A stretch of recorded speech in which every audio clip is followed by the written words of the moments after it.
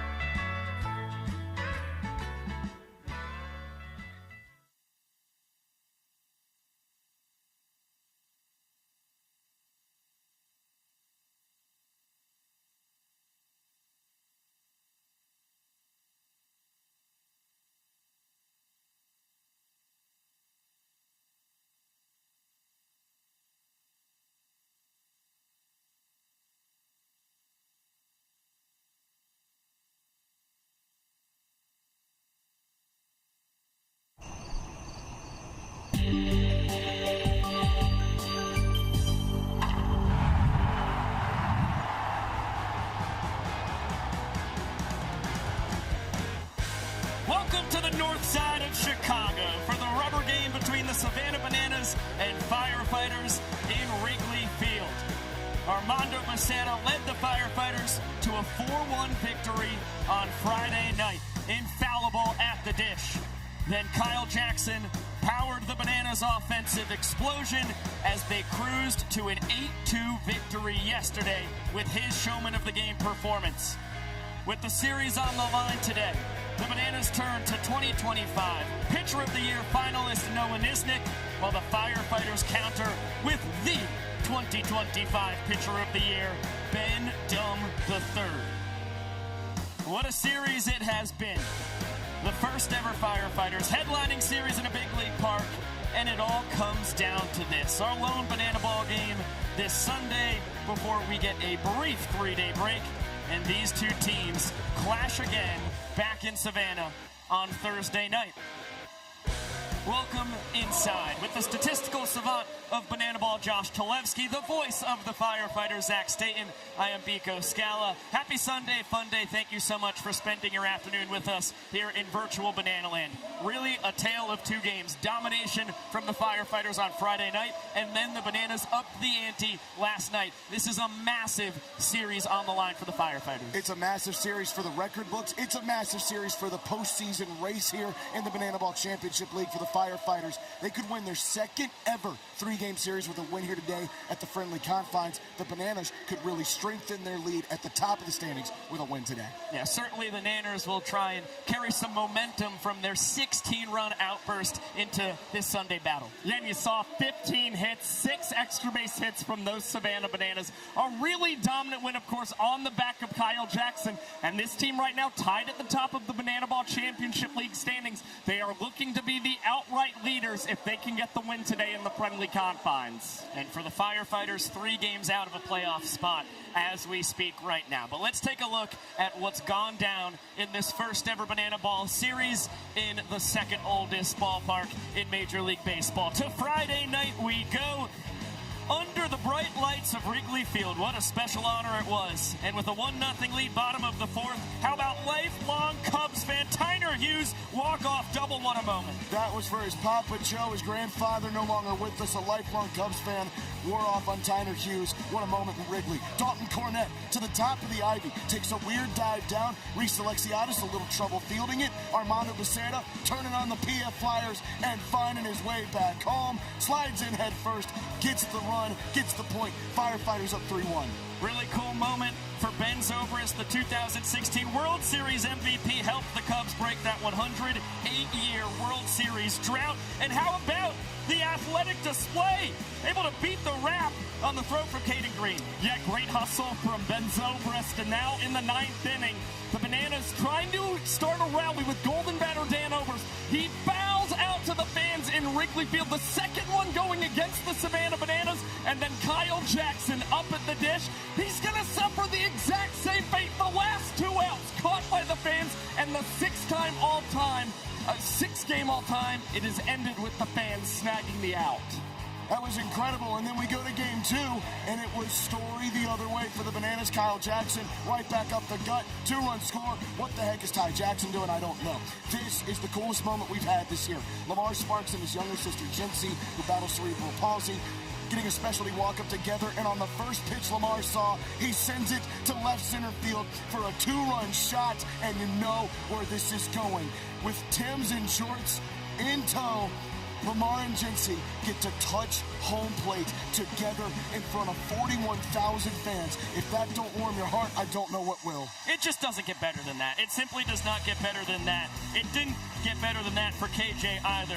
That would be another couple steaks up to 5 ribeyes on the afternoon for everybody counting. And then 6 runs in the inning, make it a 7 spot on the infield single from DR Meadows. Robert Anthony Cruz hustling in from second to score. That was a monstrous inning offensively for the Bananas. And then they turn to Cubs legend Kerry Wood, 2-time All-Star for the Cubs, breaking out one of the best trick pitches we have ever seen. Yeah, he's doing his best Clark Gilmore impression out there on the pitcher's mound. Of course, he one of the Star Trek pitchers for the Indianapolis Clowns. Wood clipping the strike zone as well against DC3. Ended up giving the ball over to Connor Harris. The Bananas would wind up earning the point, and then Kyle Jackson leaves the yard against Marshall Schill and sets a new single-game record for the Savannah Bananas, his 6th RBI in the game. Top of the 7th, David Ross losing the Bananas jersey, showing off what seems to be a very real and legitimate 12-pack, and then right back up the middle. Remember, his last at-bat in his MLB career, Game 7 home run for the Cubs in that 2016 World Series, then his first ever banana ball at-bat. A decade later, a single right back up the middle. The Bananas would end up winning it 8-2 when all was said and done. Ty Jackson jubilant as he gets to leap into the arms of his best friend Danny Hosley. As Bananas even the series, these have been the stars thus far. DR Meadows, 4 hits yesterday. That makes him 6 for 9 on the weekend, leading all players with those 5 runs scored. You can see Kyle Jackson, 4 for 8 on the weekend, the showman of the game yesterday. 7 runs driven in, pacing all hitters as well. For the Firefighters, EJ and Darian McDowell both fantastic with the stick as well. Those 4 runs driven in by Eric Jones Jr., best on the Firefighters. It's really the story of longtime banana baller and the rookie coming in the clutch here for the Firefighters. They'll need more of that, especially from EJ, to find a way to get a series win. Well, again, you saw the Bananas tally so many runs yesterday. A large part of that is DR Meadows. Getting on base with 6 hits, has also stolen first base this series. That's a recipe for success when that's the guy who's at the top of your order, and it's the same case here this afternoon. Reaching base 7 out of 10 times. I think Tyler Gillum and company can be very happy with that. And we are jam-smacked in the middle of a marathon July between the Bananas and Firefighters. We are about to see the 5th straight battle between them, and next weekend we get 3 more, Thursday through Saturday night. So far here in July, of course, the series split 2-2, and at the bottom of your screen you can see on the season it's 4 wins apiece. I thought we flipped back to 2025 where we played like 3 straight months against the Savannah Bananas, but this is why this stretch is so important. You're jockeying for position against a team you might see in the postseason or you might not. Huge couple of games going up here today and then in Savannah. Well, Banana Ball fans will remember these 2 teams did see each other in the postseason last year. The Firefighters knocking out the 1 seed in the semifinals. This is how the standings look as we speak. The Bananas, just a slightly better win percentage than the Tailgaters. They also lead the season series against the Tailgaters 4-3. So that's why they are just ahead, even though the records have them tied games-wise. Coconuts, 2-game sweep of the Tailgaters in Portland. That has them just a half game back of first place. Party Animals, 3 games ahead of the Firefighters, trying to hold on to that 4th playoff spot. And of course, the fact that the Clowns won the series over the Party Animals, that's helped the Firefighters just a little bit as they're trying to get into those top 4 spots right now. So again, this is a pretty crucial rubber game. And again, the Bananas, they also want to be that outright leader in first place. I know they've kind of had that chip on their shoulder in that regard. Firefighters trying to pull within 2.5 games of the Party Animals as we enter the final 2/3 of this season. When we come back, we will hear from Lamar Sparks talking about his legendary walk-up and moment with his sister Jensen.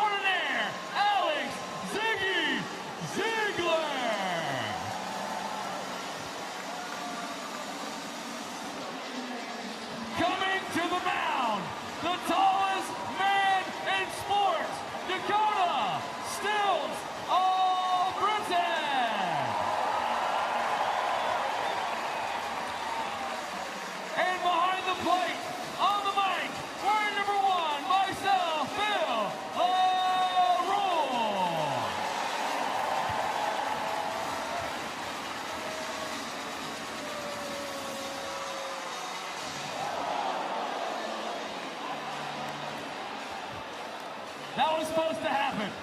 Something big is happening. Something big, I feel it happening out of my control. Pushing, pulling, it's gravity. Feeling in my bones like,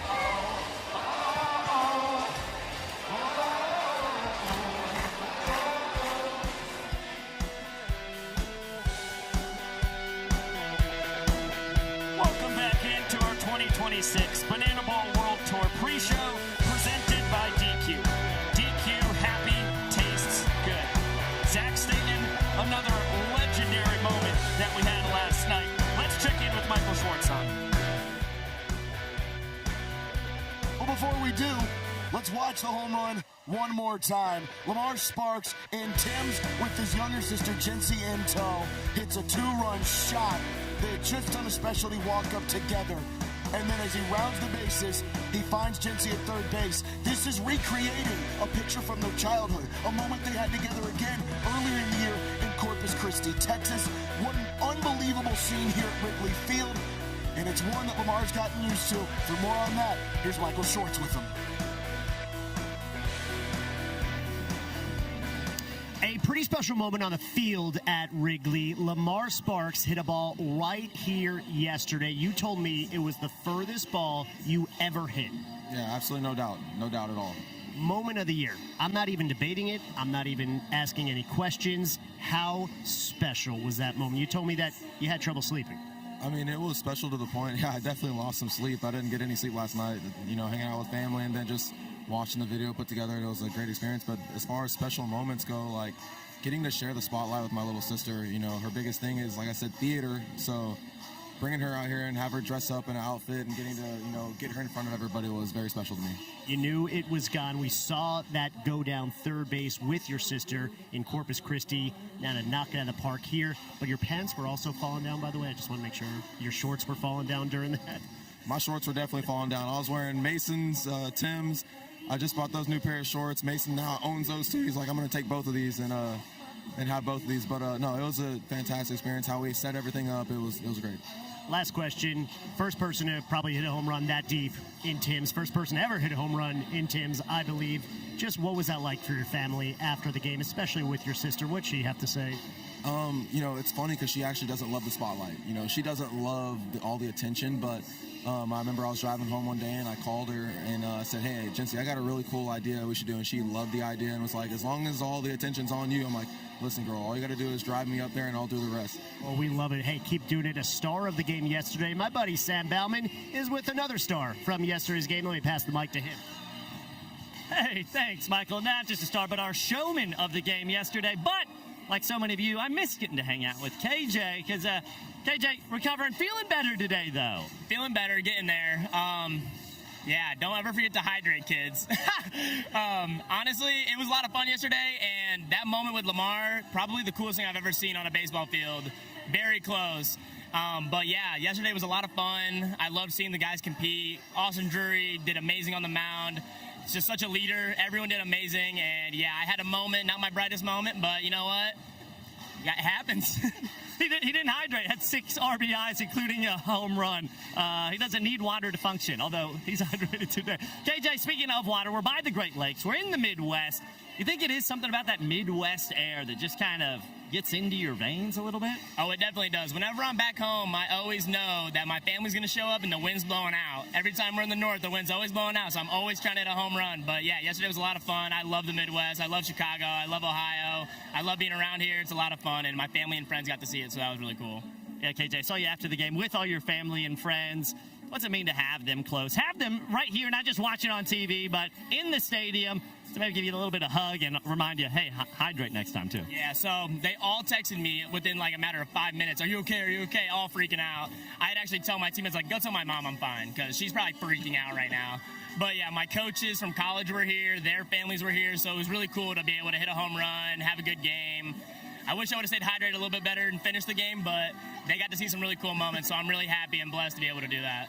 Yeah, guys, that's a reminder. KJ didn't even get his last at-bat, 6 RBIs. He's hydrated. He's ready. We're ready. Don't go anywhere. Guys, Miko, Josh, Zach. Mic check, mic check. Thank you, Sam. Yeah, that was an incredibly impressive performance by KJ, especially given the circumstances, as he had to leave the game due to the hydration problem after hitting a home run close to 400 feet out to right center field. When we come back, we're zeroing in on the core of Banana Ball. Every inning scored as a point, and how the Bananas earned a point with their defense last night.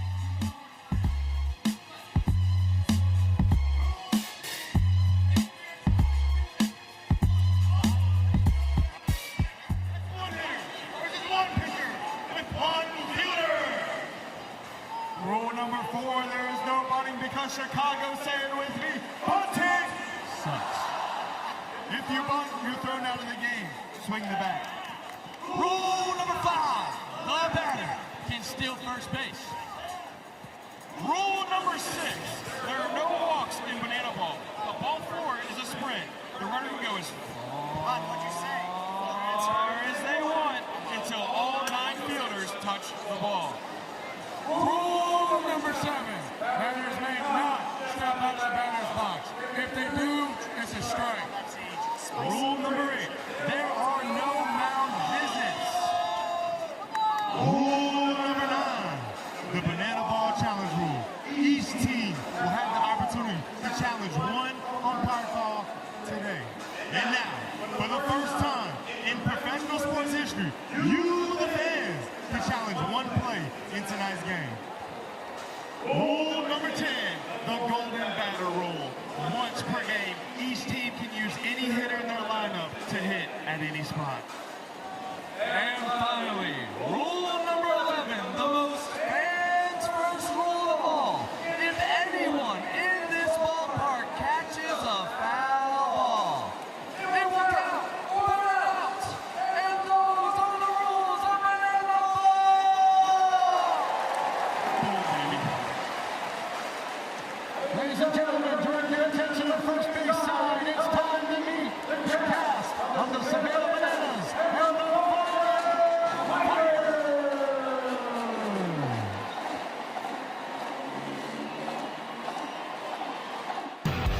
Banana Ball is the fastest and most entertaining show in sports, and the 11 rules guarantee the most fans-first experience every second.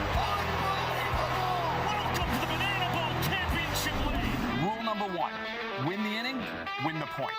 The team that scores the most runs in an inning wins the point. It's a walk-off winner. Oh my goodness! With the equalizer point, trick plays provide the away team an opportunity to earn a point going into the final inning. And in the final inning, every run counts as a point. Rule number 2, Banana Ball has a 2-hour time limit, guaranteeing that every game is fast-paced and action-packed. Rule number 3, no stepping out of the batter's box. If you do, it will result in a strike. Max stepped out of the box, and because he stepped out of the box, that's it. Rule number 4, no bunting, because bunting sucks. If you bunt, you'll be thrown out of the game. Rule number 5, batters can steal first base. Ball 3, Gideon taking off for first throw from Leroy in time. Rule number 6, there's no walks. Walks are ball 4 sprints. The batter can advance as far as they want until every position player touches the ball. Those defenders have touched the Banana Ball. It is a four-face sprint to open up the ball game. Rule number 7, no mound visits. Nope. Rule number 8, foul balls caught by a fan count as an out.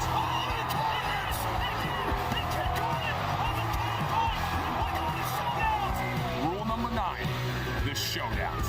In showdowns, the best of the best face off in the biggest moment. One hitter versus one pitcher with one fielder behind him. And the hitter has to score. Rule number 10, the Banana Ball Challenge rule gives the coaches and you, the fans, a chance to impact a call on the field. Rule number 11, the golden batter. Once a game, each team can give any player an at-bat, regardless of the lineup. This offers the biggest matchups on the biggest stage. Big on big.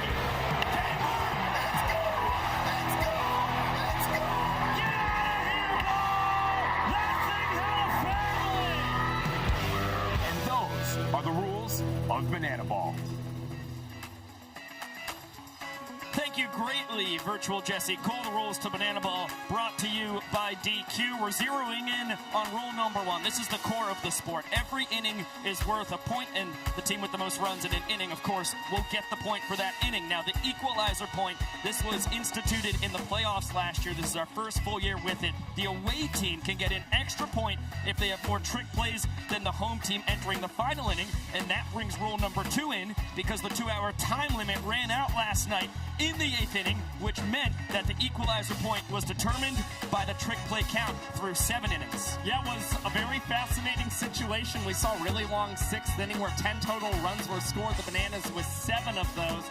And of course, the Bananas were able to squeak out the equalizer point with a big 7th inning. It was a 1-minute and 33-second inning from Connor Harris.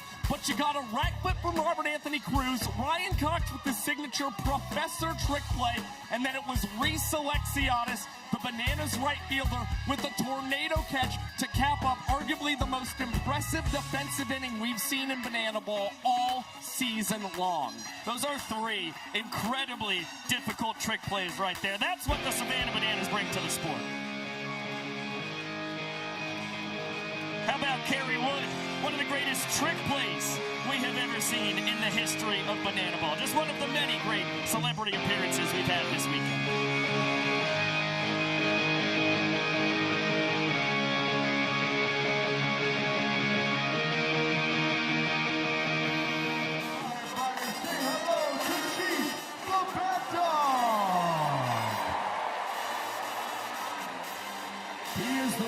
Strongest banana and the king of potassium. It's Split.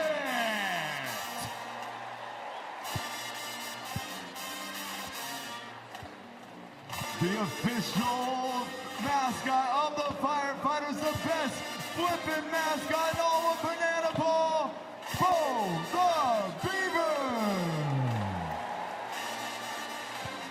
He is the singer of the Firefighters. Please welcome Sam Tornes. And last, but certainly not least, our dancing first and third base coaches, Maceo. Give it up for the cast of the Savannah Bananas and the Firefighters. Now, the cast is ready. The players are ready. It's now time for you, the fans, to get ready. So I need everyone on your feet. All 41,000 strong here on your feet. Because it's now time for the fan warm-up. So please welcome to the field 6-year-old Kimberly.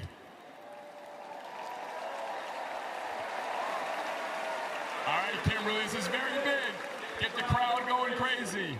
Kimberly, are you ready? Kimberly, are you ready? Yes, all right. Whatever you do, they're going to do. Okay, here we go, Kimberly. Welcome back to our 2026 Banana Ball World Tour pre-show presented by DQ. DQ, happy tastes good. It's been a star-studded weekend here in the first ever Banana Ball series in the friendly confines of Wrigley Field, starting on Friday night. What an honor, first of all, just to get to be able to play under the lights here in Wrigley. There's a finite amount of opportunities every summer for that to occur. And Ben Zobrist, the 2016 Hero of the World Series, the MVP, 3-time All-Star, and he got himself a barrel. Unfortunately for him, heck of a play by Tyler Hughes to get the force out, but Zobrist showing off the wheels, able to make sure that it was not a double play. Maybe lost in the shuffle. It was a very athletic play by Mason Maxwell, grabbing that throw behind the back as well. Yeah, 45 years young, doesn't seem like it. That guy moved down the right field line. Then George McCaskey is on the mic because he's been an umpire for good Lord knows how long. He saw a home run from Bill Leroy and still taking AB. Yeah, and then you had Kerry Wood taking the mound for the Savannah Bananas, and the former Cubs legend had one of the most impressive pitches we've ever seen. I'm going to say it's the most impressive from any guest in Banana Ball history. Wood channeling a little Clark Gilmore to quit the strike zone against Dalton Cornett. Incredible stuff from a guy who had 20 Ks in this park. And then how about David Ross? in the bottom of the seventh, or the top of the seventh inning, rather. He's going to get himself a single right back up the chute. You kidding me? His final swing as a Cub and in his major league career was the home run, Game 7, 2016 World Series at Cleveland. The first at-bat in his banana ball career. He goes right back up the middle. And then, how about Henry Rowan Gardner?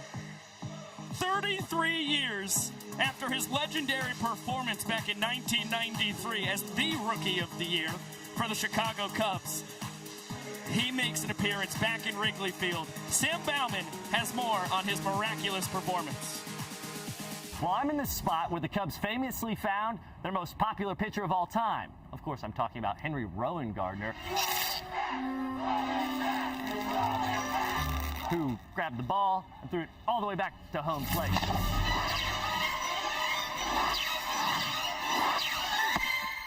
So I've got some of the biggest arms in banana ball to see if, well, maybe they could do it too.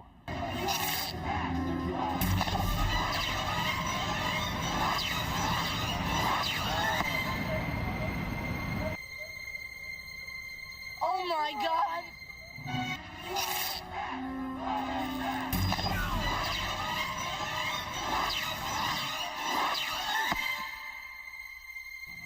Somebody just threw a frozen rope from the bleachers to home plate. That's got to be 435 feet. Did you see that?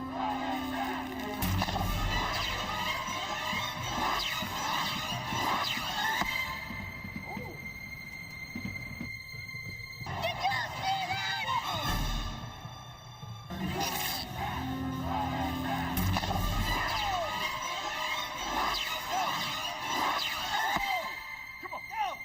Come on. Come on. Take it. Bring me that arm. So maybe 435 feet just out of their range, and maybe not the next Henry Rowan Gardners, but certainly some of the strongest arms in all of banana ball, and you can catch them tonight.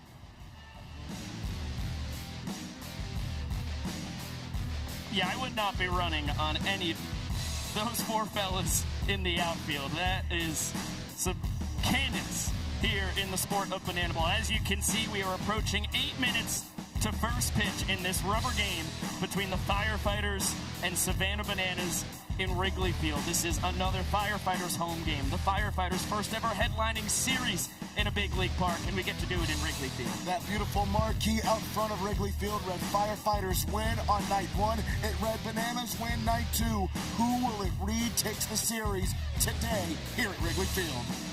When we come back, we will be joined by the audience on ESPN. First pitch coming after this. Bananas Firefighters from Wrigley Field.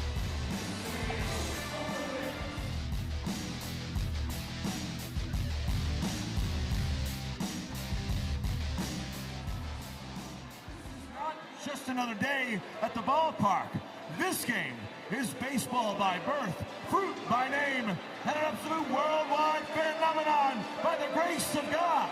This is the time for all 41,000 people here inside the friendly confines to get on your feet and give me your voices. Because this is the greatest show in sports. Ladies and gentlemen, this is Banana Ball! Chicago! It's time to meet the starting lineup for your Savannah Bananas! Leading off, the center fielder, number 5, DR the Doc Meadows! The extra hitter, number 7, Ty Two-Fly Jackson.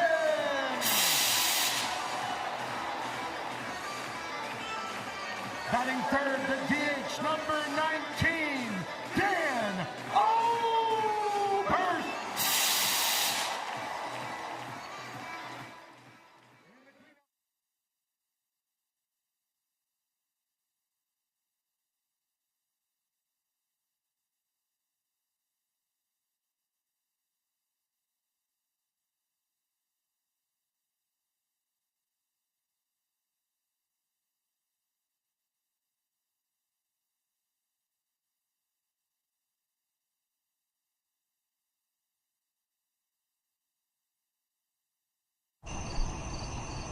We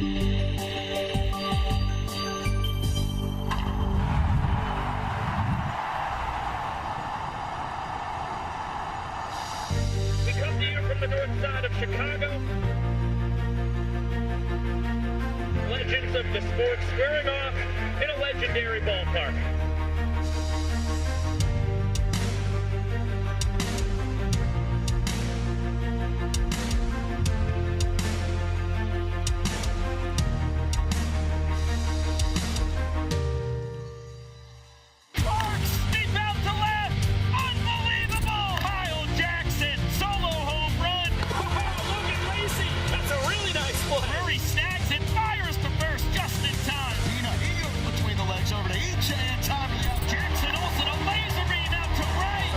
Savannah. With the head over the Wrigley. Lacey muscled out to right center. Alexianis catches it. He puts it close to an 8-2. Bananas drumming up the Firefighters to even this series.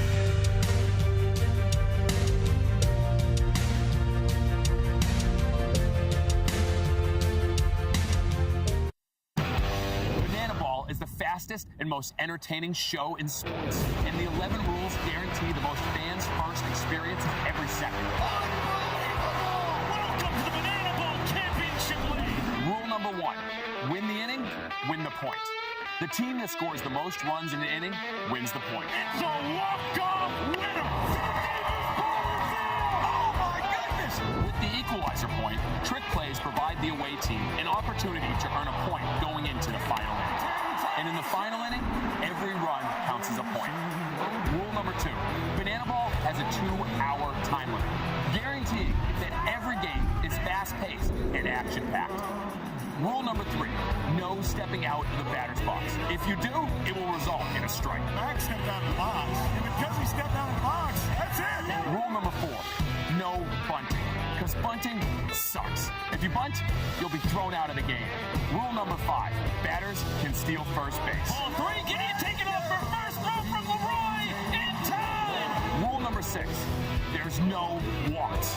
Walks are ball 4 sprints. The batter can advance as far as they want until every position player touches the ball. Those defenders have touched the Banana Ball. It is a 4-base sprint to open up the ball game. Rule number 7, no mound visits. Nope. Rule number 8, foul balls caught by a fan count as an out.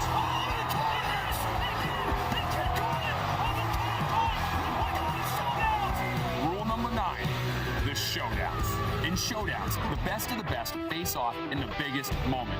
One hitter versus one pitcher with one fielder behind him. And the hitter has to score. Rule number 10, the Banana Ball Challenge rule gives the coaches and you, the fans, a chance to impact a call on the field. Rule number 11, the golden batter. Once a game, each team can give any player an at-bat, regardless of the lineup. This offers the biggest matchups on the biggest stage. Big on big. Let's go! Get out of here, ball! That thing's in a family! And those are the rules of Banana Ball.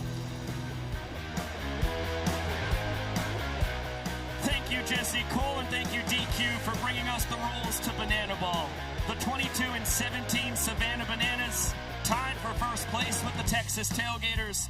The 17-23 Firefighters just 3 games out of a playoff spot with 20 games still on their schedule. The series is on the line here in Wrigley Field. And welcome back inside with the statistical savant of Banana Ball, Josh Chalevsky, and the voice of the Firefighters, Zach Staten. I am Biko Scala. Again, happy Sunday afternoon. Thank you for spending it with us. This series so far this year tied 4 games apiece. The Firefighters have played the Bananas very tough. This is a huge series finale. And this is part of 8 straight games that these 2 teams are playing against each other. The 4th one going here at Wrigley Field, and it's a huge rubber match here between the Firefighters and Bananas. Yeah, and we have seen Noah Nisnik, honestly, over the past month and a half, really struggling. He's the guy who's getting the ball for the Savannah Bananas. But remember, he still has 7 career wins against this Firefighter squad. The Bananas still with plenty of confidence that they can get the sole possession of first place with a win today. Noah Nieznik against Ben Dunn in Wrigley Field with the series on the line. What more could you ask for? Let's get a look at how the Firefighters, the home squad here on the north side of Chicago, aligned defensively, brought to you by Dave and Buster's. Left to right in their outfield. How about South Trimble getting his first start in the field this weekend? Then Armando Becerra and Darian McDowell. Third to first in the infield, Logan Lacey, Caden Green, Tyner Hughes, and Eric Jones Jr., with Dalton Cornett getting his first start behind the dish this weekend. This is a defensive performance that will be massive, Biko. When the Firefighters have won the trick play battle, they're 11-4. When they have lost it, they're 6-19. They've got to find a way to get the defense trick plays. Soft contact is the name of success, and there is no better pitcher on this staff to do that than the reigning and defending pitcher of the year in Ben Dunn III. He has talked about it before. Strikeouts to him are overrated. He wants to induce contact and get his fielders involved. So that trick play battle becomes important for Ben. I want to take you back. July 3rd, Kinnick Stadium. Ben's first start ever in Banana Ball. In a football stadium. He goes 4 innings, 4 hits, 1 run, 4 Ks, and helps the Firefighters get a massive showdown win. Last year, pitcher of the year from the bullpen side of things. Now as a starter, he could be even more effective. Yeah, he's certainly turned into a fireman for this Firefighters team. And in 28 2/3 career innings against this Banana squad, a 2.20 earned run average for Ben Dunn III. Pretty good stuff for the former Twins and Braves farmhand. Let's get a look at the Savannah Bananas starting lineup that opposes him, brought to you by PNC Bank. At the top, as always, it is David Ray Meadows. Then Ty Jackson, a second straight game in the 2-hole. Dan Oberst, the best hitter on the squad, hitting third, the 406 batting average, the best in Banana Ball. Kyle Jackson, the showman of the game an evening ago, in the cleanup spot. Then Reese Alexiadis, Ryan Cox, and Robert Anthony Cruz, followed by Danny Hosley, Jackson Olsen, and Bryce Brazafi to round it out. Well, again, we saw the record from Kyle Jackson yesterday. 6 runs batted in a single game, most for the Bananas in franchise history. But in MLB Parks this year, he's got 21 runs batted in 15 games. He's looking for some more here this afternoon. We are oh so close to first pitch, but before that, how about a grand performance from the Bananas?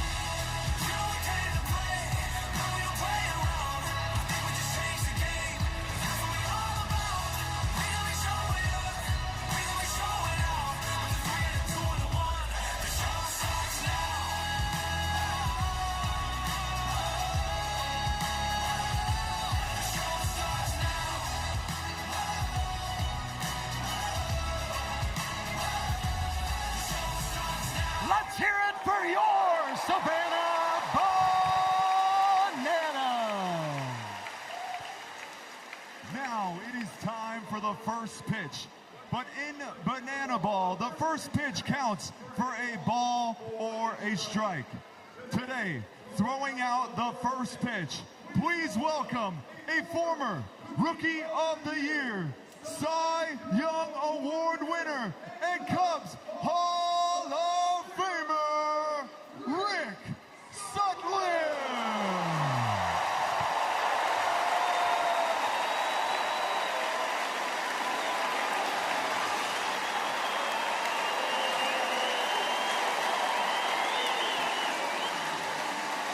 career 171-139 record. A Cubs Hall of Famer is the second person ever to throw out a first pitch in the fire and flames. Rick Sutcliffe walks to the mound at Wrigley Field again for the first time since 1991 as a member of the home team.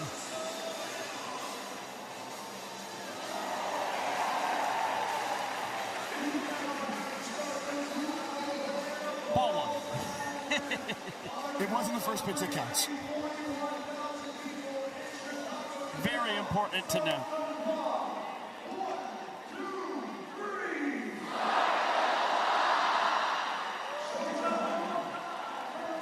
Big thank you to Rick Sutcliffe. Another well-deserved big round of applause. Guy who spent 8 of his 18 years in the bigs here in Chicago, more than any other team. Cy Young winner, award winner of the Roberto Clemente Award. Just an incredible human being to open up day 3 here at Wrigley Field as D.R. Meadows.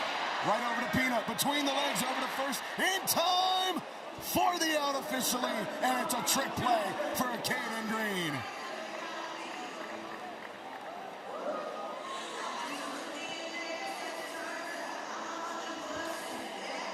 Very impressive there from Peanut, too, whipping it between the legs to get one of the fastest players in the sport. And remember, yesterday he took a dive on his shoulder, had a little bit of soreness to it this morning, but right there, shoulder looks good as ever as Ty Jackson swings for strike 1.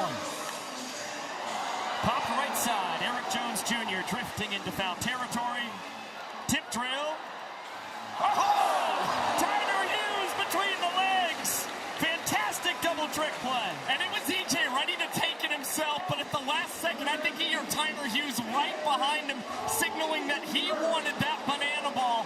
And Hughes, he's capped off a plethora of double trick plays this season, snagging them under the legs, just like you saw there.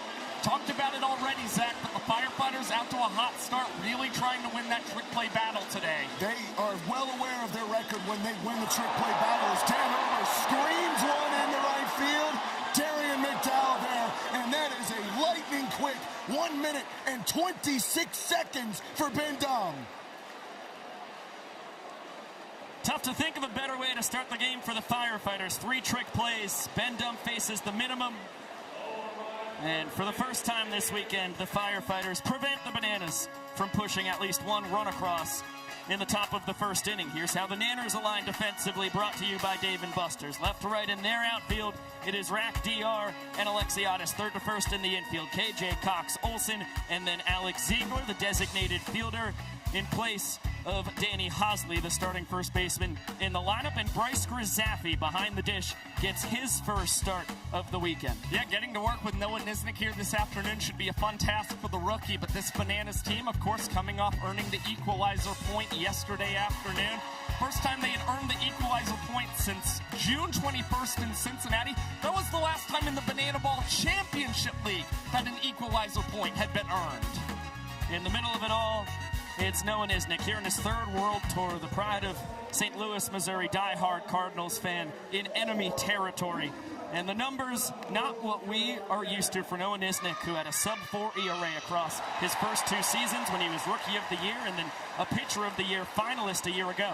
Yeah, and of course, 7 wins for Noah Nisnik lifetime against this team. He's had a lot of great numbers, especially in 24 and 25, a 3.80 earned run average against this squad.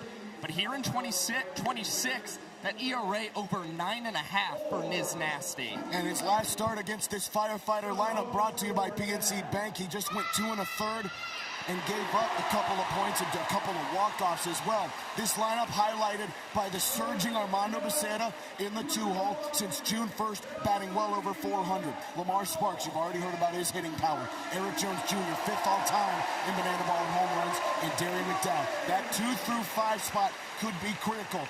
Logan Lace is a 2-time All-Star, and he's in the 6-hole. Dalton Cornett was battling for an All-Star spot last year. He's in the 7-hole. This is a vicious lineup that, when it's connected, can go fast and in a hurry. He misses the outside corner. Vincent Chapman, the home plate umpire, dancing as we are accustomed to. Second ball game behind the dish, calling balls and strikes this weekend for the legendary dancing home plate umpire. And Caden Green having himself a legendary second World Tour. The .367 batting average you just saw is best on the Firefighters. Giving the fans an early opportunity to make a play. Oh, how about that? A basket, barehanded catch. And it's the second time this weekend that Peanut has started the Firefighters offense with a foul out to the fans. That means it's a DQ shake snag. The fellow who caught the foul ball won free DQ for his row. You can win at home by scanning this QR code to download the DQ app and earn your own rewards. And I'll guarantee you that doesn't get old for Noah Nisnik on the pitcher's mound. Tying him with Cowboy Kyle Lewigs for the most fan outs induced in a career. And then right after the fans make a play, it's Niz Nasty hopping off the pitcher's mound and collecting a trick play for the Nanners. ESPN, Chief is on the field. He's grabbing a bat. But just like the Firefighters did, the Bananas working quickly right back with a trick play and some flair and getting the fans involved. This is about as banana ball as you can get of a first inning. Lamar Sparks ahead of ball and no strikes. This is the most dangerous bat in this lineup. The rookie, fourth-round draft pick. After 7 years in minor league baseball, boy, he has provided an incredible punch at the top of this Firefighters order. A .603 slugging percentage. We saw that on display last night. His two-run homer nearly left the friendly confines of Wrigley Field. One of the last rows in the seats out in left center field. And of course, as we showed you on the pregame show, with the specialty walk-up with his sister Jency, as special a home run as we have ever had in the history of the sport. Just an incredible family moment, but an incredible moment for those two. Both adopted by their parents, Pat and Jenna. They're not blood related, but they are family. Lamar was so adamant. He wanted these kinds of moments with Jency when he came to Banana Ball. That's why he came to Banana Ball, was because of times like that.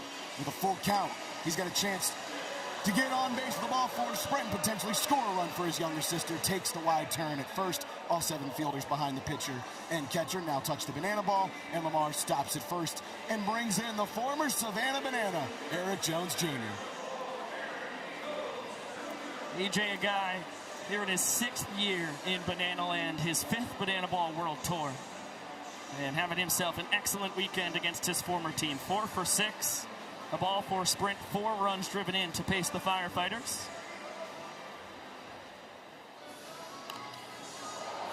To the second deck, no catch. Well, this is a nice jump by Niz Nasty, jumping ahead of Eric Jones Jr. Very important considering EJ a former catcher of his, and 2 for 2 lifetime against the Southpaw. He knows the arsenal as well as anybody. Fastball, circle change, curveball, cutter from time to time. As EJ sends a hot shot towards his former teammates. It's not the kind of hunting he wants to do today against the Bananas. Slow roller, Kyle Jackson between the leg transfer over to first, plenty of time. Noah Nisnik puts up a very important goose egg to keep the Firefighters off the board. As we are scoreless through 1 inning of action in this rubber game in Wrigley Field. Another look at the trick play from KJ, his 52nd of the season.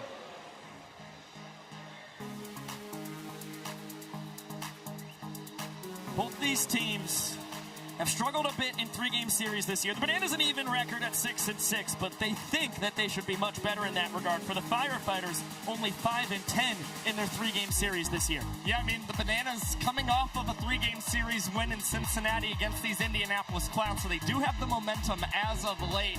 But overall, 500 record, not ideal for them, and that's why they're only tied for first place currently. Meanwhile, those Firefighters, they won the 3-game set in Greenville, but ever since then, tough sledding against both the Tailgaters and the Loco Beach Coconuts. One place they have been really good at, though, Josh, is in game 3s. 295 average, a 3-2 record, 13 points earned in those matchups in game 3. Finales are really good. And speaking of really good, The man on the mound is my friend and ice cream partner himself, the reigning pitcher of the year, Ben Dom III. Ben, welcome to Wrigley Field, my friend. What's up, boys? How's the weather up there? Hot. Very hot. Coming down. Believe it or not, we are still sweaty like you. Hey, it's a beautiful day out the friendly confines here. Ben, you're a guy who spent time in the Twins and Braves minor league systems, the Atlantic League. You've got an extensive professional baseball experience. Yep. What's it like to get to pitch in one of the greatest ballparks in the world? I'll tell you what, we played games at Yankee Stadium and Fenway Park last year. And it's ballparks like this, those two included, and Wrigley Field, that just feel a little bit different when you step out on them. Tough task for you here in the top of the second inning. 4, 5, and 6. Kyle Jackson, the showman of the game an evening ago. Yep. And there's a strike. Your former visitor's teammate, what's it like pitching against KJ? You know, we're good buddies off the field, but he is a tough out once he steps in that box. Oh, fan caught maybe? Let's find out. Do it for me. Oh, nice try. He did give it a shot. Yeah, he's a tough out in there, so yeah, good left-handed bat. He's going to make contact, so you just want to get some weak contact and get a ground ball here. Or a strikeout. That'll work too, my friend. Hit a little sprinkler while we're at it. Why don't we get a little sprinkler action up here in the press box as well? Ben, I talked about it in the pregame. You told me before the year, you think strikeouts can sometimes be overrated for a pitcher. You induced 3 trick plays in the first inning. How important? Yeah, strikeouts are overrated. I mean, I threw too many pitches there. We want trick plays just like this one. They're going to get a little double pop there. Let's go! The boys are dialed. That is now 5 trick plays induced for Ben Dom III, and we have not made it through the full 2 innings here to start. Ben, how different is it now, the vibe of going into the last day and this being your first time really getting warm and pitching as a starter rather than being in the bullpen? Yeah, so, we've shuffled around roles a little bit, and starting for the first time in a while, it's been a lot of fun. Oh, let's do another one. Well, this has been a quick inning, but that's pretty awesome for you, Ben. Oh, old-fashioned catch. Hey, it was great chatting with you guys. Ben, that's 1 minute and 52 seconds that's on the clock we'll for take you, my it. friend. Excellent work. Zach, let's go get ice cream after this. Let's do it. Let's do it quicker than the 1 minute and 26 seconds you put up in the first inning. Appreciate you, Ben Dom. You're the bomb, Ben. Keep up the great work, Ben.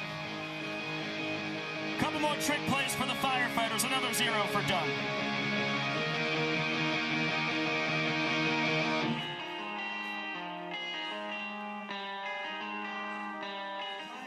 Was here at the ballpark today to give them a glimpse of what it's like to be us going through the airports. They're going to be racing through, as a scenario is this. They are on a flight to Paris. They got to make that flight, and whoever the fastest family member is, well, they're going to be the winners. Let's go ahead and meet our family. Where's Mom at? All right, Mom, what is the name of your family? We're the McAllister family. You said you're the McAllister family. And you're late for your flight to Paris, okay? All right, let's go with that. This is called family baggage, the McAllister family. Folks, you're gonna be heading all the way out to that Sloan bullpen. Here we go, on your marks, get set, go, McAllisters, go!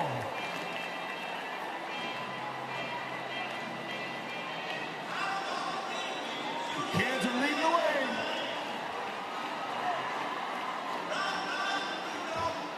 They're running hard. Gotta make it to that plane. Dragging all that gear. There's our winner, our oldest kid, picking up the W for the McAllister family.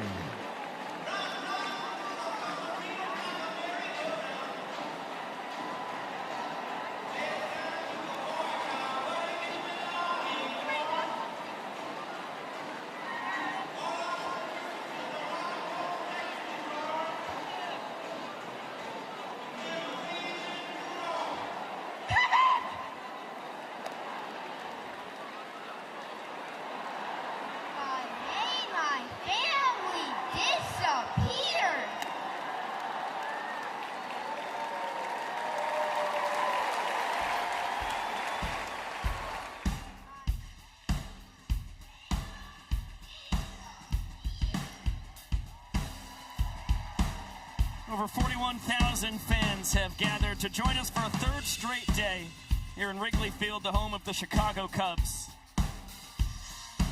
That makes it over 120,000 fans across the weekend. A special one at that here in Chicago. It was an honor to get to play on the South Side last August in the home of the White Sox. Just as special, of course, here on the North Side, with 3 games between the Bananas and Firefighters. This time, the Firefighters, the home team for the series. Their first ever headlining series in a big league park, as Noah Nisnik has Darian McDowell, Logan Lacey, Dalton Cornette due to swing it. Premium, as they call him, has been stupendous here in his rookie year in the sport. He was the 2024 Gulf South Conference Player of the Year at the University of West Florida. That earned him a 6th-round draft pick by the Padres. But his dad was battling colon cancer. His younger brother, Austin, had just had stomach surgery. And Premium, as he earns the ball for a sprint here, had just gone through his 2nd knee surgery. So he realized he had to be with his family. That was more important for him than baseball at the time. He's playing softball, working for the county, until Corey Pye called him up, said, "You got to give Banana Ball a try." Came and worked out in front of the Firefighters coaches last year. They realized they could grab an elite power bat late in the draft. That's exactly what they did with the 69th overall pick in the 9th round. And he has become a fixture in the center of this lineup. Yeah, and when he won that Gulf South Conference Player of the Year, he led Division II baseball in home runs, total bases, and slugging percentage. Seen a lot of that over the last couple weekends for McDowell. And the Firefighters hoping they can get a big swing from the Banana Killer and Logan Lacey. That's a seeing eye single the opposite way. McDowell will go station to station. The pride of Tallahassee advances the kid out of Pensacola. Pair of Floridians on the bases for the man out of Pippa Passes, Kentucky, coming to the plate, Dalton Cornette. DC3, a Banana Killer in and of his own right in some respects. Take you back to October 4th last year. Semifinals, winner-take-all showdowns. Dalton Cornette goes yard off of Danny Heisley for an instant win walk-off home run, as that one is fouled. Nobody will catch it. DC3, from that point forward, has been known as Captain Clutch in the Firehouse. Can he come up clutch here with a runner in scoring position? The first time either team has put one there, and by the way, it is now Noah Bridges, the designated runner, taking the spot of Darian McDowell. That's a wild pitch. Cornette will decide to stay in the box, and that was one of the bizarre things of a Firefighters headlining game. There are those fire cannons behind the dish. Heads up play by Cornette, because that thing got lodged in one of them, not too far from Grisaf. He would have had a great chance to get DC3 at first base. I've now officially seen it all. That has not happened. DC3 over the rack. No trick play. Noah testing it. Running home and thrown out at the dash. Robert Anthony Cruz, a howitzer. Perfect strike to Grisafi. And having to run over just a little bit in left field, he was able to put himself in a perfect position to use the momentum behind him, offer up a terrific throw home to gun down the designated runner in Noah Bridges. Robert Anthony Cruz and the Bananas, their 5th double play this season that's come via an outfield assist. Inning-winning run, still in scoring position. Logan Lacey 90 feet away. And welcoming the audience who just got to see the Utah Talons win their 2nd straight AUSL championship on ESPN. Now you are watching Banana Ball. It's the rubber game between the Savannah Bananas and the Firefighters from the friendly confines of Wrigley Field. Scoreless here in the bottom of the 2nd inning, as Tanner Hughes yanks this foul. Remember, in Banana Ball, every inning is worth a point. This is a very important part of the ball game. With the inning-winning run, just 90 feet from scoring. And the lifelong Cubs fan, Tanner Hughes, pounding this one up the middle. Sliding stop, Cox, throw to first, not in time. 2nd inning walk-off of the weekend for Tanner Hughes. Firefighters strike first here in the rubber match. He said on night 1, he was getting ready. He wanted to see what the emotions would be like. He's prepared for it now. Clutch piece of hitting from the lifelong Cubby gives his new team a 1-0 lead.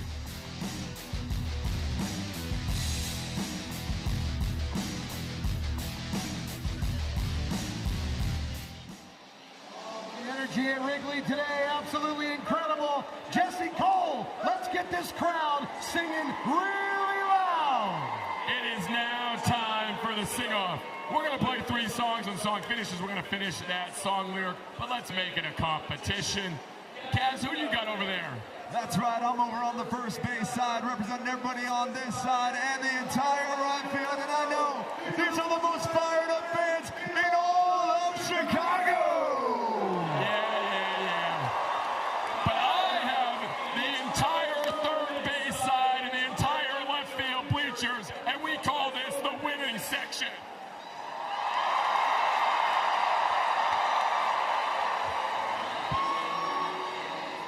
Here we go.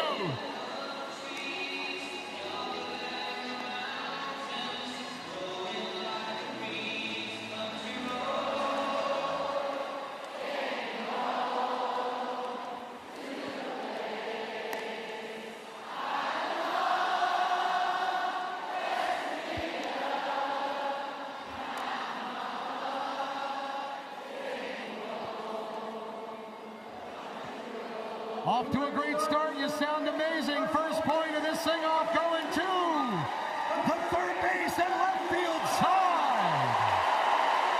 Next song. Here we go.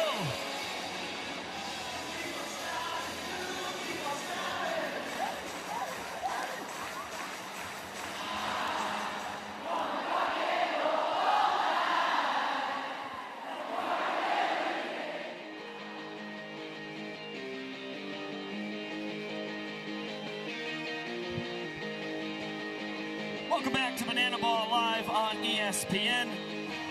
It is a steamy one today here in Wrigley Field. 89 degrees, feels like 102 thanks to that 66% humidity. And I can confirm my forehead sweaty, just like the graphic says. Zach, Josh, how are your foreheads doing?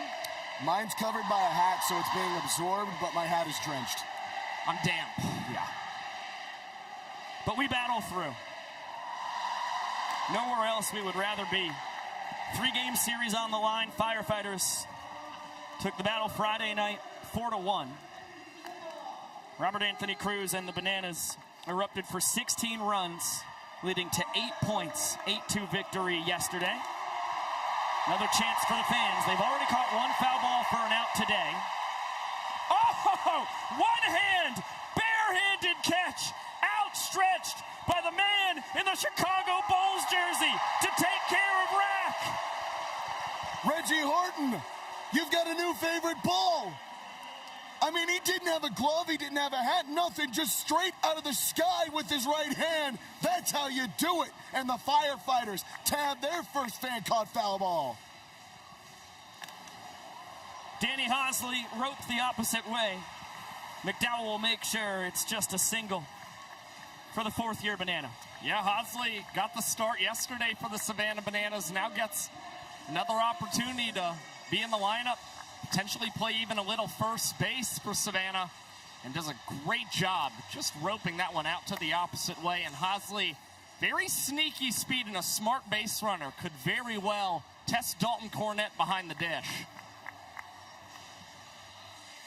Yeah, Hosley only 2 stolen base attempts this season. Successful 1 out of those 2 times. Darting towards second, dumb wise to it. Danny just gets back to the base in time. But across his career, 35 steals. He's only been caught 4 times. So you could see Hosley trying to cheat. As Olsen sends that to the second deck. It's another barehanded catch. He's got the beer in his left hand. Tom Crocker, the third base umpire, said it was bobbled, and it did look like he caught it off his chest, and then it popped in the air. I think that's a great sign, or see there, from Crocker down on the third base side, our umpire. It is a great spot, and it's also a rule we've got to change. Danny Hosley into second, ahead of the throw from Cornett as Olsen strikes out. So the Bananas have their first runner in scoring position, 2 down now. It has to be a clean catch for foul outs to the fans. Correct. I can promise you that rule's going to change in the offseason. I'm telling you right now, here in front of everybody on ESPN, I will lobby Jesse Cole to make sure it happens. That would have been one of the best catches we've had in the history of the sport. I mean, there was beer spillage everywhere. That man risked life, limb, and drink for a fan-caught foul ball, and he'll be rewarded with just another foul ball. Bryce Grzafi, the rookie, gets plunked. Looks like on the wrist there. 1 for 5 in his young banana ball career. He's staying in there. Oh, they're going to say that was a hit the bat first. So Vincent Chapman says it got the knob of the bat first. See if the Bananas challenge. Tyler Gillum and Bryce Stober, head coach and assistant coaches, respectively, for the Bananas, chatting with Vincent Chapman. Not a big argument from Bryce. Louisiana kid goes down swinging. Ben Dum, not known for the K's. He's racked up 3 of them already across 3 scoreless frames. Yeah, that fastball looking great out of the hand of Ben Dum III. And just good old country hardball to retire Bryce Grzafi. Across the United States, there are over 400,000 children and teens in foster care without a permanent home. Look around. That's enough to fill Wrigley Field 10 times. To raise awareness and support this community, we created Bananas Foster, the official nonprofit of Banana Ball. Our organization is dedicated to celebrating the foster care community while educating and inspiring others to get involved. Today, we are celebrating the Kellenberger family. Dave and Michelle began their journey by offering support to families and children whose parents were incarcerated. Along with 4 biological children, they became a licensed foster family in 2015. Since then, they have welcomed 45 children and teens into their home. Fans, please join us in celebrating and welcome to the field the Kellenberger family that's making a difference right here in your community.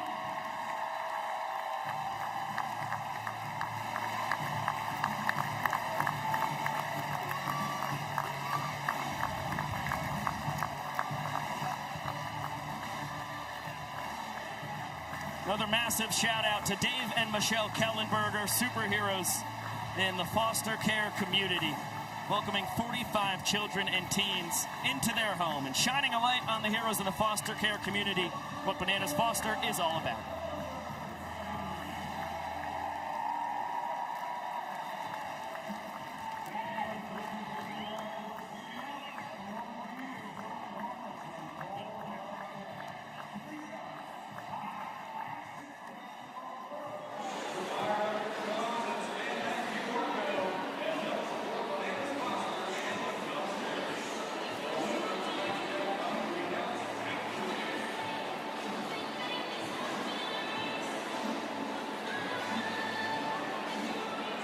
Ladies and gentlemen, please welcome back to the field, Chicago's own, the Fireline.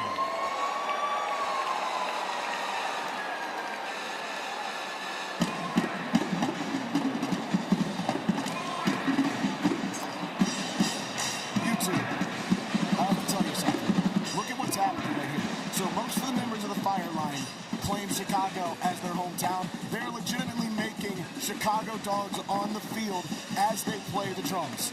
This is an incredible sight. You've got someone stationed for mustard, someone stationed for the pickles and the onions. I've asked them to save one or like 5 for Josh Talevsky. We'll see if they actually listen. A few for me would be nice too, Zach. Correct. I'm still hunting an Italian beef. I'm hungry. Looks amazing. It does.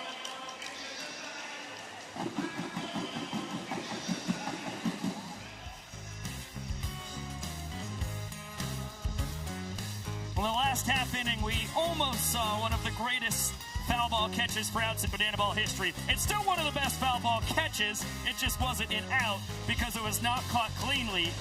And it was against our man on the mic, Jackson Olsen. How was your view of it? What are your thoughts on it? I did not even see it, guys. Oh, perfect. I'm not gonna lie. All right. I started walking back to the dugout because I thought it was an out. Everybody was cheering. All right, Jackie. Well, that's just a subplot. The headline, though, is you just got your hometown Little League field dedicated to you, and you donated a brand new scoreboard to the softball field. Talk us through the experience. How special was that? That was one of the most special moments of my life. Oh my gosh, that was. I got told that I was going to get the field named after me, and then I was like, well, I want to obviously. Oh, I got to catch the throw down. Watch this. I'm gonna catch it over my head. Ryan got it. Yeah, never mind. Chris is throwing. He throws A great backup. 1,000 miles an hour. Hi, buddy. Yeah, so found out it was going to be named after me, and I was like, well, I want to donate something, and they were like, well, the softball field doesn't have a scoreboard. So I'm like, well, how do they keep score? It's a really good question. Well, Jackson, of course, you know, your family really important to you as well. You had your girlfriend with you when all this happened, but this was on the same day as your parents' 44th wedding anniversary. How cool is that to be on top of everything? That was amazing, and my mom, every year, she'll come down in her wedding dress, which still fits, which I can't say that a lot of people that have been married for 44 years can fit into their wedding dress still, but she does it every single year, and it's amazing. I can't fit into my wedding suit. I was married last December. This one chopped the other way. KJ between the leg transfer right to the chest of Alex Ziegler. Second trick play on the ball game for Kyle Jackson.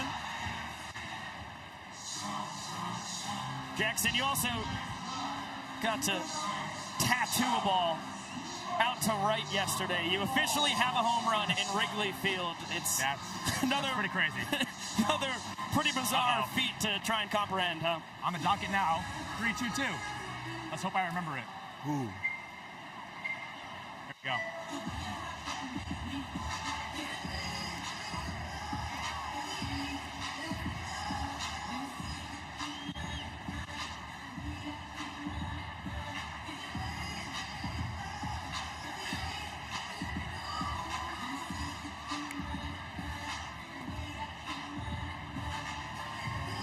Hey, give me a ground ball. Okay, so now that's a home run, a 3-2-2. You got your 250th career trick play this weekend. What other boxes do we have to check, Jackie? Oh, man. You know, let's check off a box of a home run, but actually hit into the stands. Yeah, you got it in the classic Wrigley basket. No, yeah, I'm not going to lie. So I hit that ball, and I started running to first, and the right field umpire called it foul. He put his hands up, but he really meant to do ground rule double, and I was like, no, it's a home run. So I just kept running. Back to the top of the order. That seems wise to do. When they call it a home run, just go. Just go. Oh. Caden Green quickly behind 0-2. And it was just a few years ago, you were here in Wrigley Field doing a food review. Back when that was your day job. I mean, that's... Oh, we got him. Let's go. South Trimble picked off after the single. Yeah, that was a moment in my life where I was definitely way more overweight than I should have been because I was eating so much stadium food. Oh, my God. Oh, Pico! That was like 4 feet away from me. I just saw you guys stand up. Yeah. I sat down. I'm not catching that. I can't do that to my own guy. You got to dive next time, though. Just jump out. Jump out of the booth. The fans look out below. You know what my favorite thing is? When a Banana fan catches a foul ball and he sits down immediately, as if we didn't see him catch the ball. That seemed to be what happened with Dan on Friday night. Yeah, kid catches the ball, sits right down. I'm like, all right, he saw you catch it, dude. He had a look of shame on his face. Hey! Big bender for the strikeout. Grizz literally is going to throw a ball out of the stadium right now. Oh, he's not going to make it. How about that? He did a Jackson Olsen just to the opposite side of the field. Yeah, the only thing is he threw it and I hit it, which is embarrassing for me. So you had more exit velocity, though. Jackie, thank you so much for joining us. Thank you, guys. Keep up the great work, Jackie. Appreciate you guys. See you later.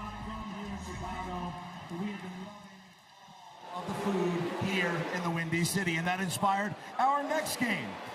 Now, you guys put a lot of stuff on your hot dogs, and I think the question always has to come up is, what in fact is the best topping on a Chicago hot dog? So we are going to settle that debate once and for all with the Chicago Dog Race. Let's bring out our contestants and find out what the best ingredient is. We've got the hot dog, the tomatoes, we got the pickles, we've got the mustard, we got the relish. Oh, and for some reason, ketchup is out here. Oh, I don't know. All right. Well, these are the ingredients and ketchup. It's time to find out which is the best ingredient. On your marks, get set.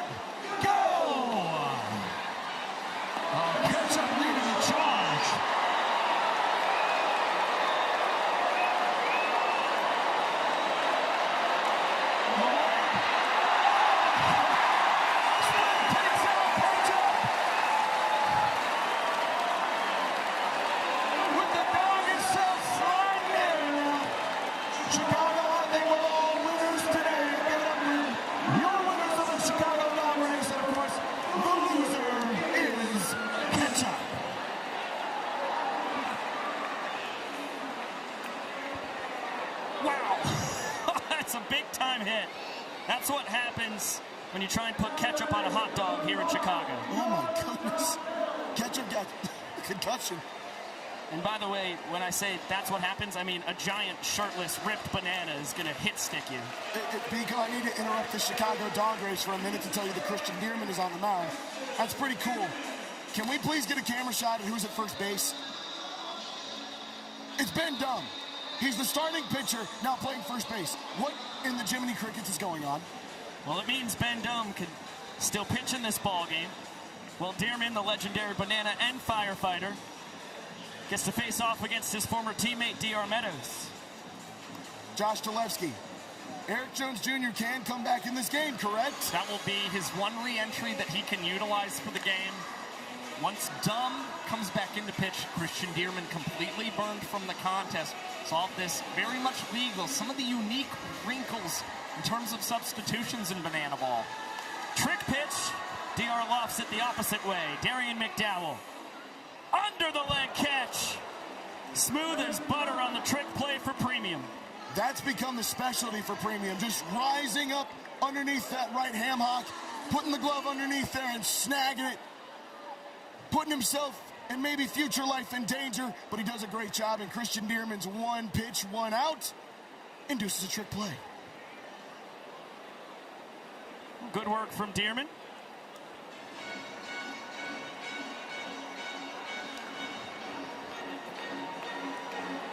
And something special coming from Ty Jackson.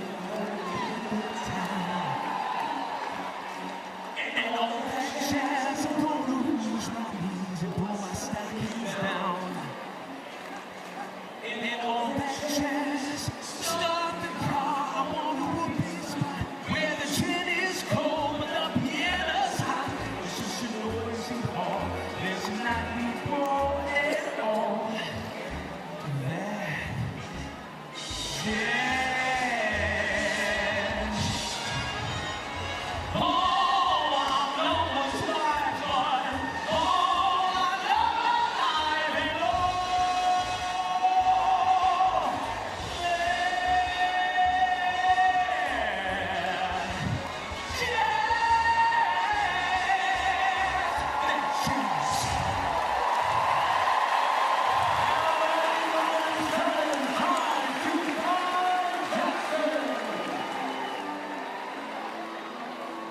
Special trip to home plate for Ty Jackson. You got Tony-nominated 14-year Broadway veteran Derek Klena singing you to home plate.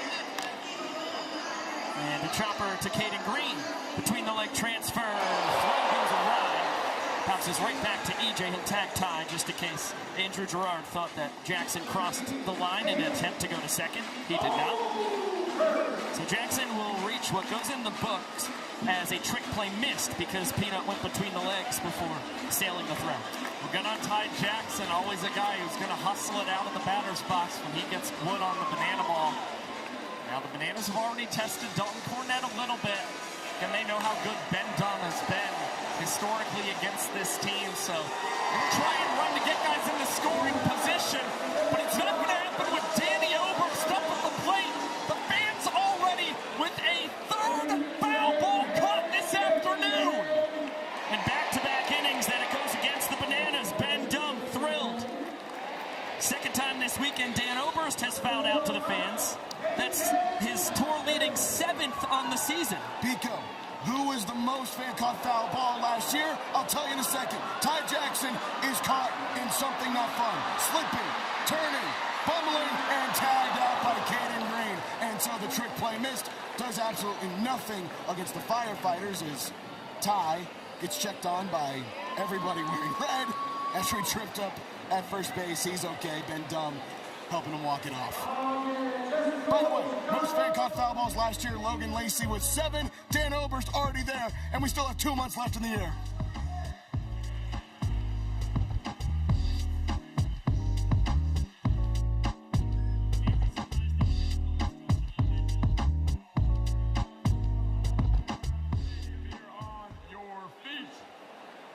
Because it is now time for banana ball tradition and the biggest hey baby we can get here in Chicago. So I need everyone to get those hands up in the air, all the way up, get them up. Here we go, shirt.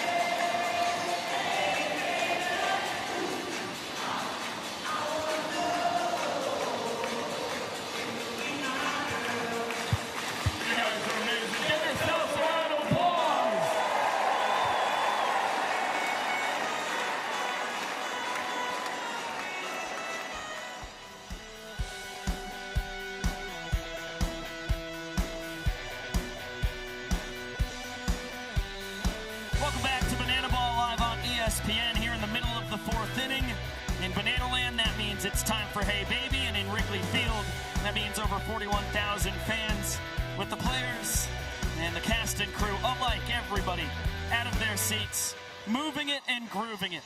Firefighters lead 1-0, looking for more, and they're going to have a specialty walk-up to open this bottom of the fourth.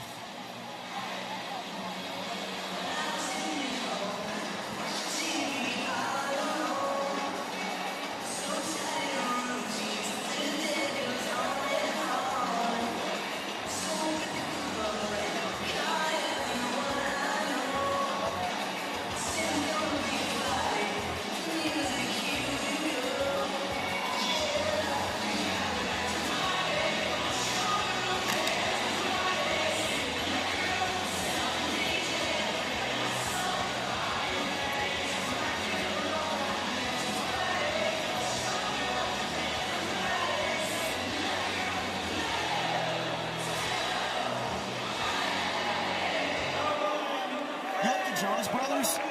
That's the first time I've heard that song in my entire life. Are you serious? 100%. Back in like 2009-ish, I want to say, Jonas was like a one-season show on Disney. Absolute banger theme. Absolute banger theme. Live the party.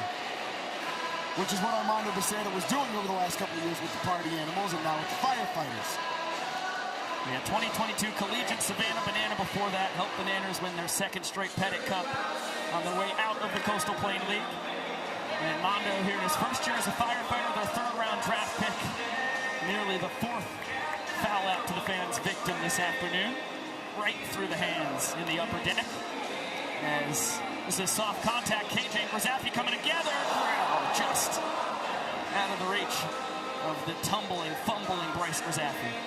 And for a split second, you saw miscommunication between Kyle Jackson and Bryce Brzezowski. And KJ gave way to his backstop. I think in that position, KJ really has a little more momentum and easier route to take that banana ball. Rookie was patting top of his chest saying, "That's on me." And it does lead to Armando Becerra finding the hole on the right side and collecting the leadoff single against Niznik. That is the inning-winning run aboard. Remember, in Banana Ball, every inning worth a point. The Firefighters walked off the second inning. Tanner Hughes RBI single. That's one where Alex Ziegler, designated fielder, thought that his second baseman Jackson Olsen had a shot at it. So he went to cover first. Olsen didn't have a chance at all. Mondo's got incredible speed over at first base. He was the showman of the game on Friday night in the Firefighters' 4-1 victory. Scored 4 runs, went 3 for 3 on a ball 4 sprint. And 3 of the runs he scored were to walk-off innings. Val Perez has talked about being aggressive on the base pad. Saw it early with Noah Bridges gunned down at the plate. As Lamar looks at ball 2 in the dirt. That's where Armando Becerra comes into play. It's why you want him early on in the lineup for guys like Lamar Sparks. If he puts one in the outfield, he's dangerous to get from first all the way to home if it's hit deep enough. Check on Mondo. Sparks, straightaway center field. Meadows to the track. Watches it bang off the top of the wall. He fires it in, and it's a stop sign for Becerra from his head coach, Val Perez. So remember what I just said, Armando's good enough to go from first all the way to home. He wanted it there.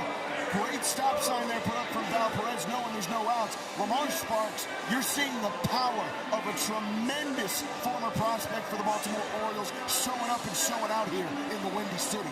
Yeah, that home run yesterday was halfway up the bleachers for Lamar Sparks. This time just takes it out to the deepest part of Wrigley Field.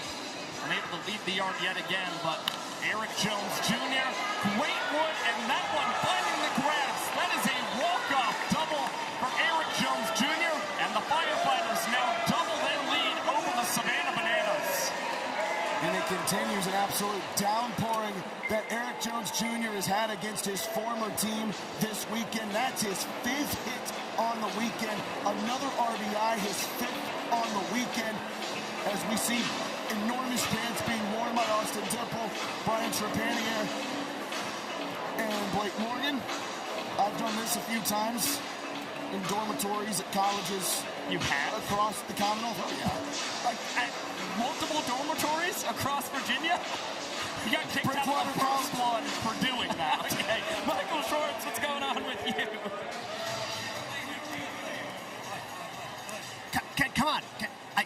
You know, the best part about Wrigley is that it's about a century year, and I love it and the structure. But sometimes things get in the way, and that's just what it is. But that's because of how nostalgic it is. Could you see? Is it tough to see sometimes? She's enjoying her first banana boat. You know what? I can't move that pole. So you know what? I'm going to give you a game ball because we always like to elevate the experience. And you know what? I'm going to give you a better seat. Mom, could you hold this for a minute? Come here.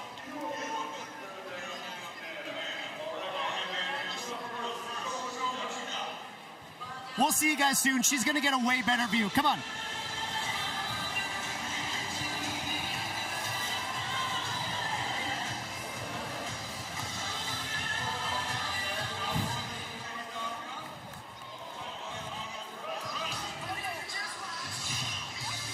We're going down?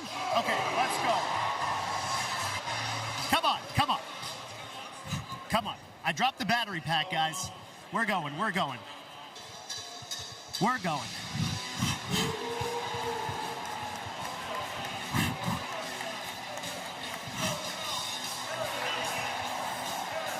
Still a long way to go here for Michael. Did Michael steal a child from her mother? I'm sweaty. All right. Deal. Good. We're clear.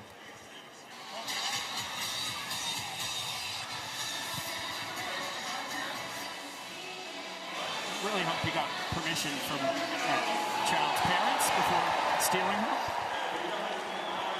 He told her to hold the microphone, and the mom did, and her price for it was her daughter is now standing halfway down the right field line. Acrobatics down on the field. Dance off against the dad bod cheerleading squad, the Bananas. Something else. To the top of the fifth we go. The Firefighters lead 2-0. See, I thought he was going to stand there with the child on his shoulders behind the pole, and that was the better seat in the house. Right. And that would have been funny enough, but then he goes trudging down the stairs. I was on the same page as you, Zach. Kyle Jackson, Reese Alexiadis, Ryan Cox trying to get something going. Bananas scored 8 runs on Friday night, 16 yesterday. They have been held scoreless by Ben Dumb, featuring 1 out from Christian Dearman on the bump. And now 4, 5, and 6 in the lineup. But they will all have to wait for Vincent Chapman to finish his boogie.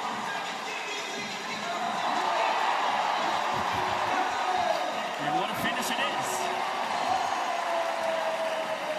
I've seen Josh do that in college dormitories across America. I didn't get kicked out for it. You know, Vincent's splits per 9 this year is actually higher than it's ever been in his banana ball umpiring career. I'm quite impressed with what he's doing. A season bet here since 2022. Just keeps getting better. KJ struck out swinging. Fastball right down the chute from a mic'd up Ben Dumb with us on the broadcast. We'll sneak another heater by his former Visitors teammate. Started their careers together back in 2024 as KJ will dunk that fair down the right field line. And this could be big trouble. Kyle Jackson, stop sign as he has a stand-up triple, opening up the 5th frame. Yeah, Darren McDowell took a big hop on him in right field. That allowed Kyle Jackson to get all the way to third base for the Savannah Bananas, and that is much needed. And they're going to need to catch some breaks against Ben Dumb, considering just how good he's pitched against this squad. And just the third base runner they've had in today's contest. And their first runner on third base this afternoon. Infield in against Reese Alexiadis, who led the team in runs driven in a season ago here in his 3rd year as a Banana. 2023 Pioneer League MVP out of Manhattan Beach, California. Cranks it straight to Lacey. And Bryson Wheeler says KJ was able to get back to the bag in time. Looks like the Firefighters will challenge. Val immediately went to first base. Umpire Andrew Gerard signaling for the challenge. Logan Lacey usually doesn't put up that much of an argument. He thought he had him dead to rights. And here's official challenge by the Firefighters. Remember, each team has a challenge, and the fans can pop a challenge as well. Just one per each game.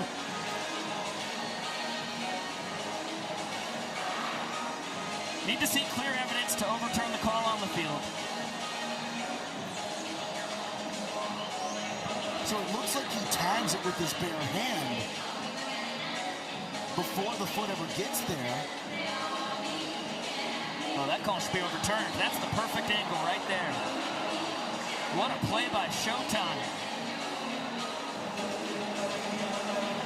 Alexiadis hit it on the button, and it looks like the Bananas are going to pay the price for the exit velo.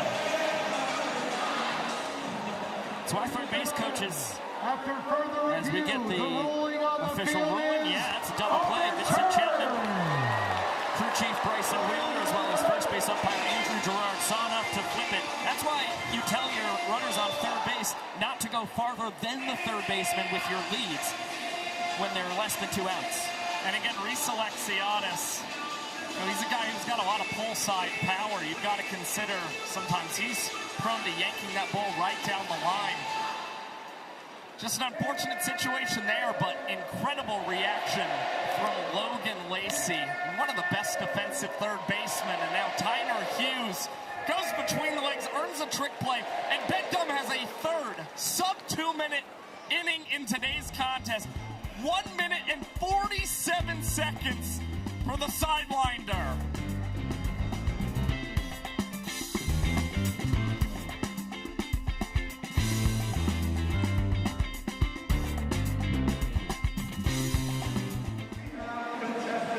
Number 1. So what is your name? Rocco. All right, Rocco. Let's give this guy some sticks and let's see what he's got. Step on up to the drums. Take it away.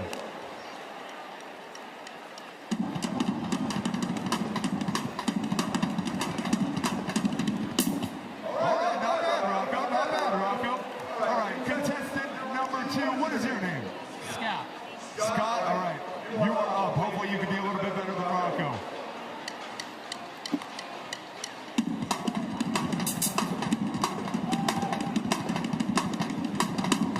Scott, not bad, Scott. And last but not least, we have, all right, what is your name, ma'am? Georgette, you are the final contestant. Let's see what you got. Somebody give Georgette some sticks. Yep, well. Okay.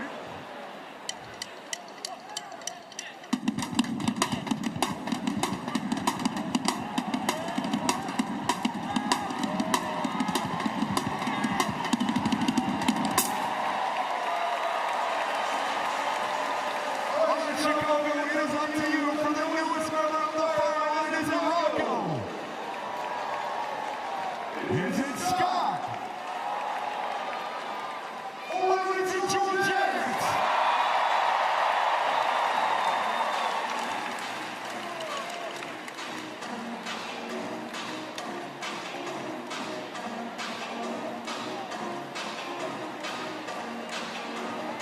On the pitch for the Savannah Bananas.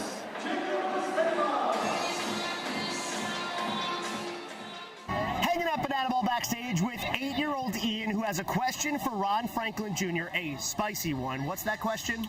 What is the name of the first girl you ever kissed? Wow, great question, Ian. I'm going to say my mom. I love you, mother. Smooches. Mwah.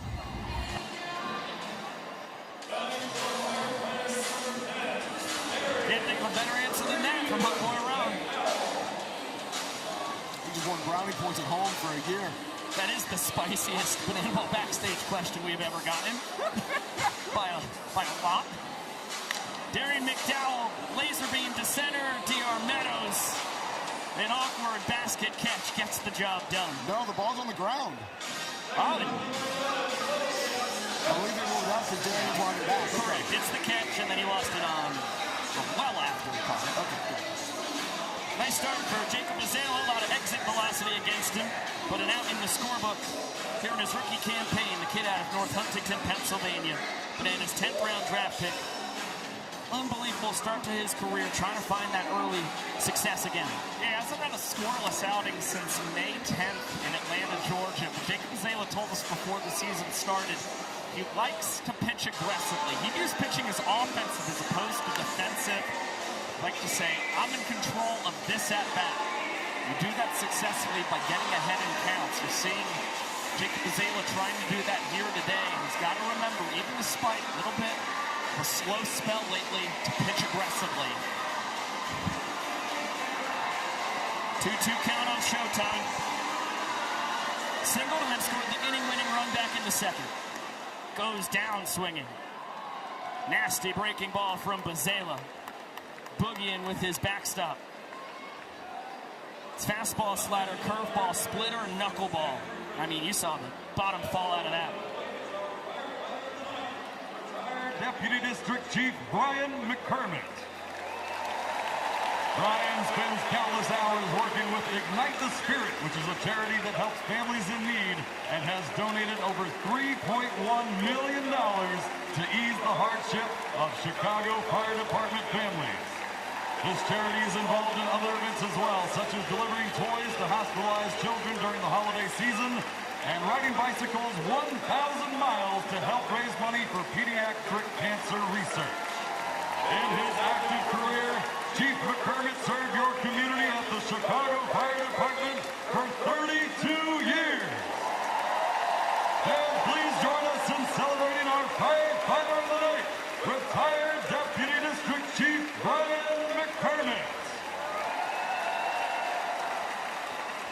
More than 3 decades served here in the city of Chicago, Brian McCormick has gone beyond running into burning buildings. He has helped with families in need of veterans of Chicago Fire, donating in the Ignite the Spirit charity. More than $3 million has been donated by the charity to Chicago firefighter families. He's also done things like riding a bike 1,000 miles to help raise awareness for pediatric cancer research. Brian McCormick, one of the best of this community and the best of Chicago Fire. Low strike called on Zachary Bridges. Puts him behind 1-2. First plate appearance of the weekend. He was the designated fielder yesterday. Caught all 9 innings for the Firefighters. The older brother of Noah. Up the middle. Cox has it. 360. Not even close to in time. Good hustle from the Pride of 4 Oaks, North Carolina. And Biko Scala, you have just witnessed hit number 1 on the year for Zachary Bridges. Remember, in Charlotte, North Carolina, got all the way to third base, swinging the bat, but that came off a trick play, missed. That time, the Pride of North Carolina gets down the line with the hardest 90 he's ever run, and finally gets that first hit in 2026. Cox between the legs. Time to take care of Tyner Hughes. Nice inning out of the pen for Jacob Bazela. Works around the 2-out single. And keeps it just a 2-point deficit. Yeah, much needed for the rookie righty.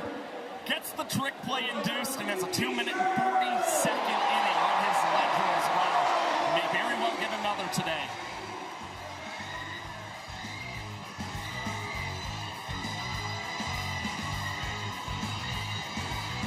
How about this next weekend? The first ever Party Animals football stadium game without the Savannah Bananas. It'll be the Tailgaters and Party Animals on ESPN2 Friday night, 9 p.m. Eastern from Boise. That'll kick off a 2-game series on the first ever blue field in Banana Ball history. An incredible moment for the sport of banana ball growing, where football stadiums can be headlined by the Party Animals, can be put in there with the Texas Tailgaters. While they go to Boise, the Firefighters and Bananas return home to historic Grayson Stadium for a 3-game set. The final 3 games of what has been an absolute, as you described it, marathon between these two teams over the last few weeks. You can see those games back on True TV and Bananas YouTube. We also got the Clowns and Coconuts, the 2 newest teams of Banana Ball, playing as well in Bowie, Maryland. Massive weekend on deck. And here this afternoon in the rubber game in Wrigley Field, the fans have made their presence felt. How about Ben Dum inducing 2 foul outs to the Wrigley faithful? to take care of Robert Anthony Cruz in the third and then Dan Oberst in the fourth. Those are two sluggers that the fans have gotten out via the foul out. Last year, of course, we played in Wright Field in Chicago. 7 fans caught foul ball sprouts across those 2 games. Had 8 fan outs in this series so far in Wrigley Field. We could still see double digits today with the way in which the fans have come out this afternoon.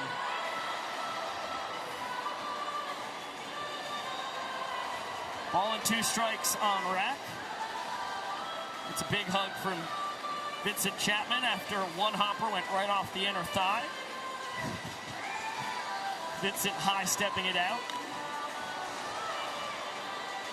And a skyscraper, shallow center, Mondo racing in, tip drill. He will make sure that he secures it himself.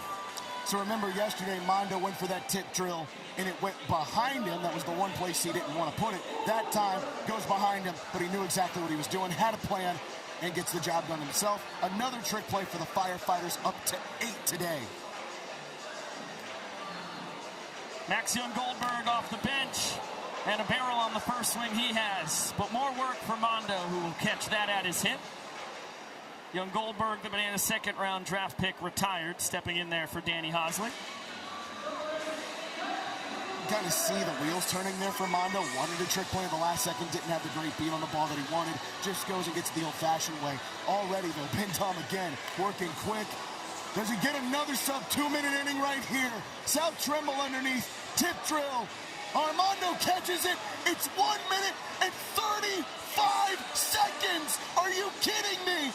Benton, 6 innings, points to his watch. He knows he's on fire right now. And there's still 56 minutes on the clock in this ball game. We're seeing a potential record on our hands. The fastest ever start in Banana, or the fastest average start, I should say, in Banana Ball's history.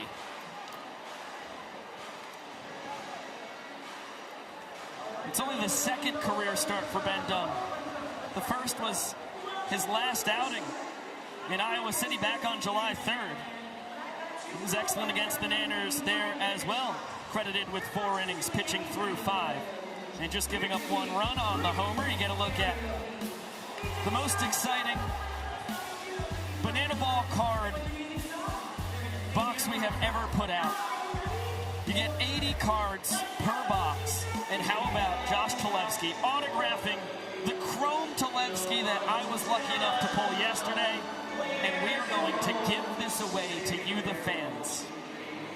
You just have to scan that QR code, bottom right corner of your screen, to enter. And signed on the broadcast on ESPN, you could get this very shiny Josh Cholewski.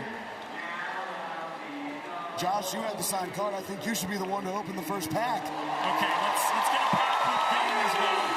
Grab it here for you people. Oh, there we go. Oh, nice. Dakota Stilts All-Britain. Ron Franklin Jr. Got Zach Watson. Jordan Barth, a little rookie card. And, oh, man, how about this? Robert Anthony Cruz. We got a little jersey action. You know, we've got some of these for Kyle Jackson, Robert Anthony Cruz, and company. Pretty cool stuff. Guys, I see you ripping the packs as well here. So Rico, you let me get this first. placed right here for the people to be able to continue to glance at. I've cracked mine. We start with Bryce Grozaffi. That is fantastic. Behind the dish here this afternoon. Another rookie. How about Dion Reynoso, twin brother of legendary CPL Banana Levon. Grady Morgan, 3 straight rookies. You kidding me? Good to get the coconuts and clowns involved. Grant, 4 straight rookies. Oh my, no way we can make it 5 for 5. We cannot, because it's season 2 for Mason Maxwell. Holy moly. That was a pretty exciting pack right there. Zach Staten.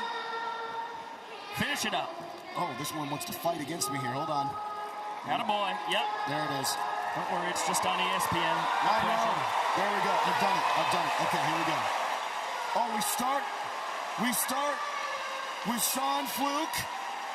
Love to see that. That's the second fluky of the weekend for us. Sure. Gilly, hello. Okay.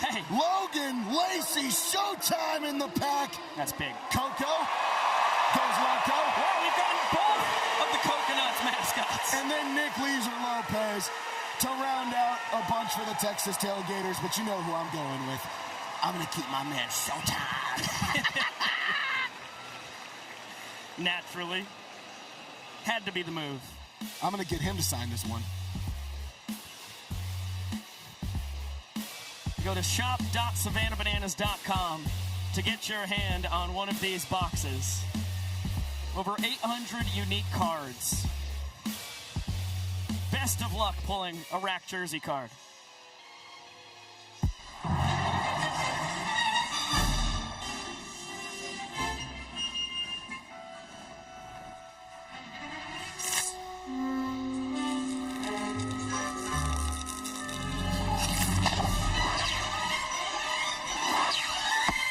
Gilly, bring me that arm.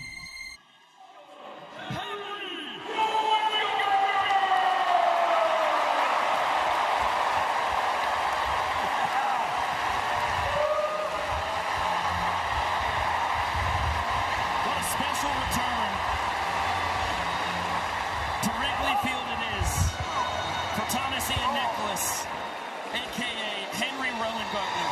33 years ago, broke his arm. Trying to catch a foul ball. He's okay, folks. He's okay.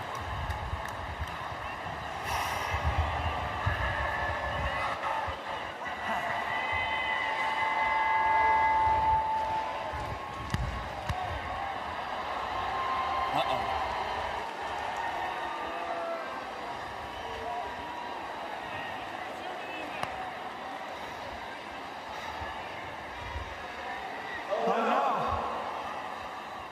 It's gone.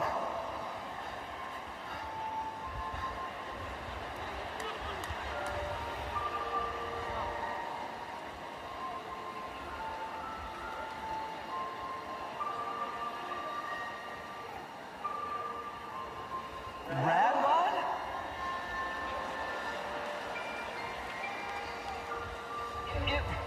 Rad Rod?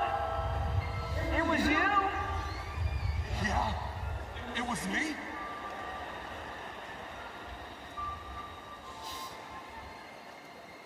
Float it. Float it.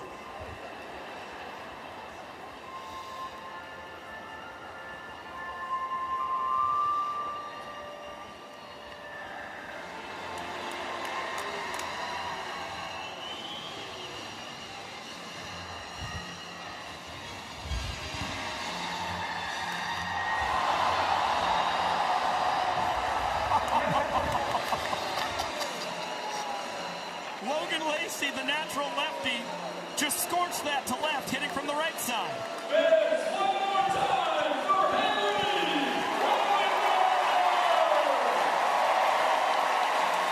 Sorry, Logan Lacey on the brain after that pack rip. Of course, that's Mason Maxwell with the single off Henry Rowan Gardner.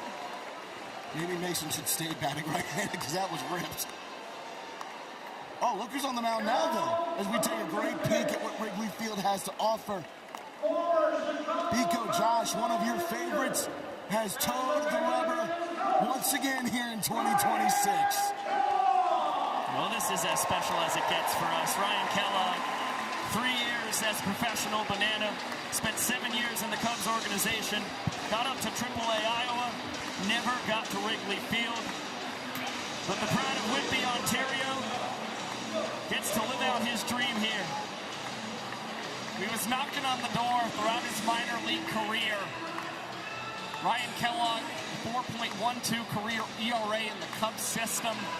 Bananas even honored him when they played their first ever big league park in Houston. Ryan Kellogg was the man who they gave the start to. And now he once again gets to pitch for the Savannah Bananas. Last time he was on the mound, he threw a 1 minute and 27-second inning. And hopefully he can get some quick work here against these Firefighters. No catch by the fans. It was snagged on the ricochet, but it has to be a clean catch. We've gone through that today. Noah Bridges, designated runner, taking off. He'll have to head back to first. South Trimble will single his first time, then he was picked off from first by Noah Nisnik.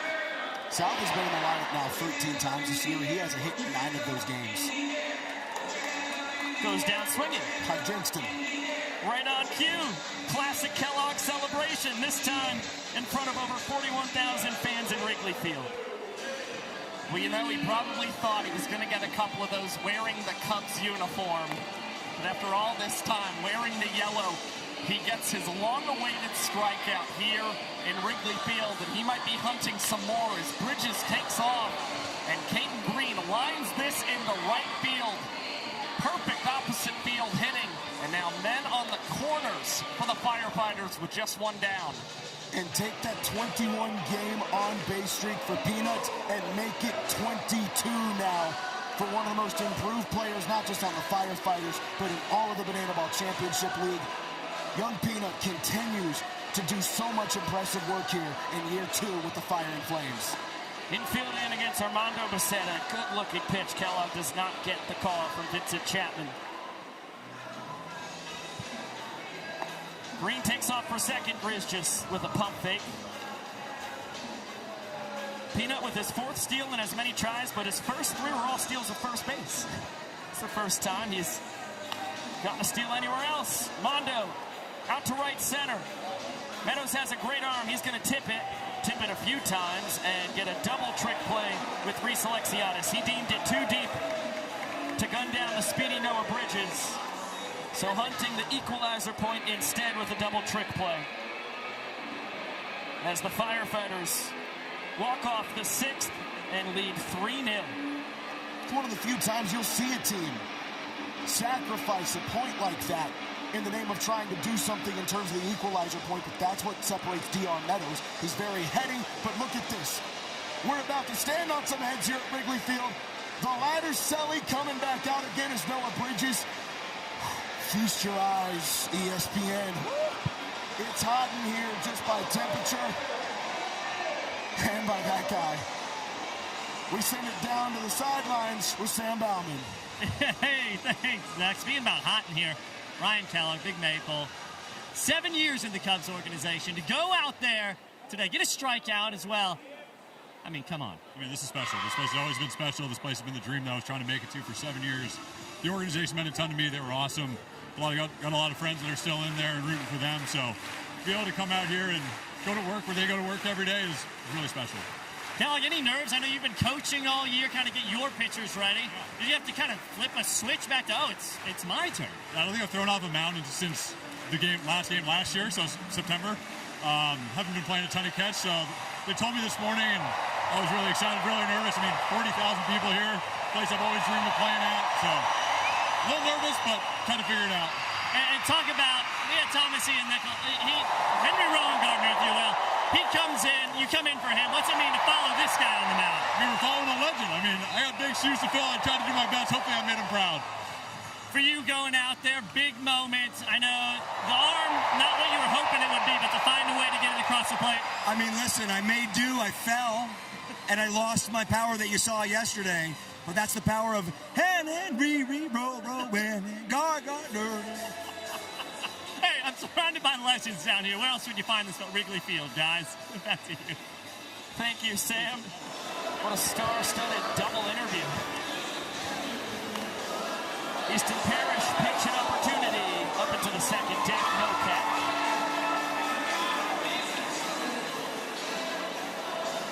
EP, another rookie in a big spot here in Wrigley Field, getting his first plate appearance of the weekend. Kid out of Livonia, Texas, the Bananas' 7th round draft pick, got the 52nd overall pick. Started his college career at Panola in Carthage, Texas. Finished up with 4 years at St. Mary's University in San Antonio. OPS north of 1,000 last year. He's got prolific power. He has it to all fields. Just trying to find his groove as Bill Leroy's backup catcher, getting limited playing time here in his rookie campaign.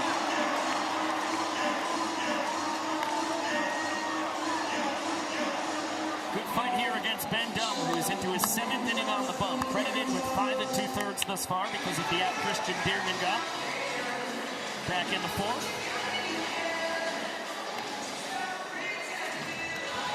Parrish works it to a full count.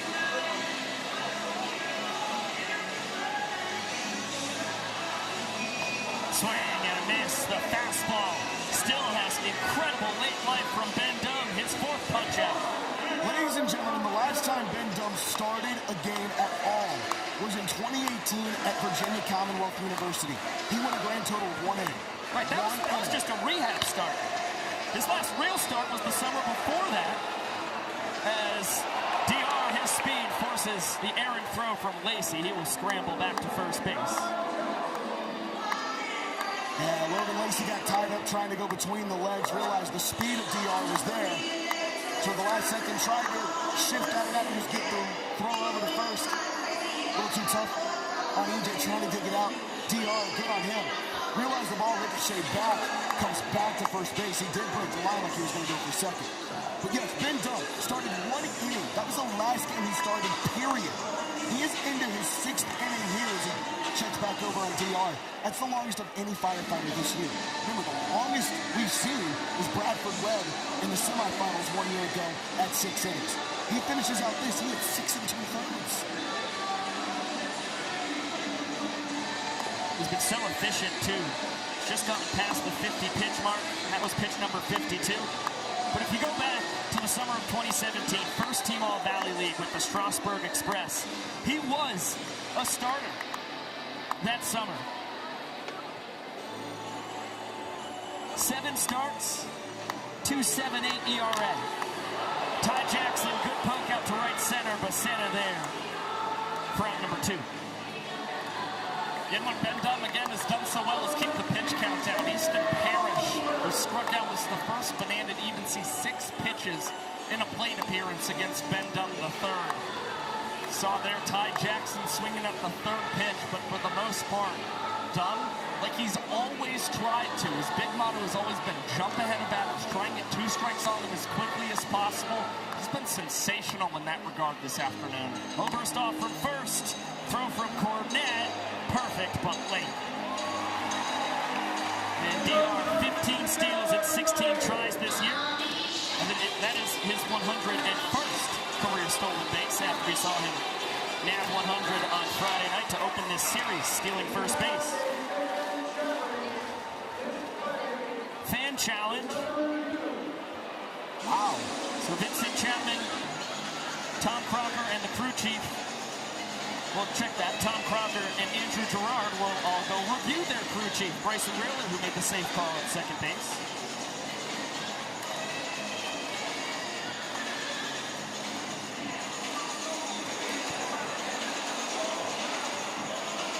Fans must be hoping that Meadows lost control of second base. He did not, as we're seeing on the replays. Yeah, the way in which you see him kind of wrapping his body around that bag could lead the fans to believe that, but it's a pretty quick review and the call upheld on the field. So Dan Oberst, who went 4 for 6 with a triple and 2 doubles on Friday night, and he's been 0 for 7 ever since. Towering fly ball out to left, South Trimble. There for out number 3. How about Ben Dunn, pitching through 7 scoreless innings, credited with 6 2/3. The longest start in Firefighters team history. And if I was Val Perez, I would send him out for the 8th as well.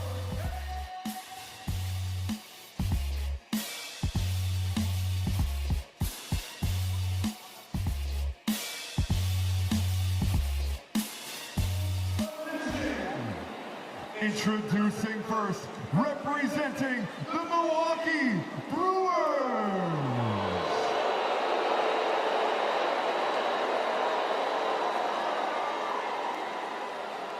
Up next, representing the Chicago White Sox.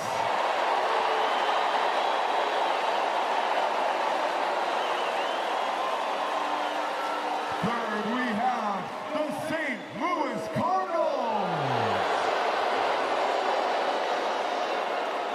And last but certainly not least, your Chicago Cubs.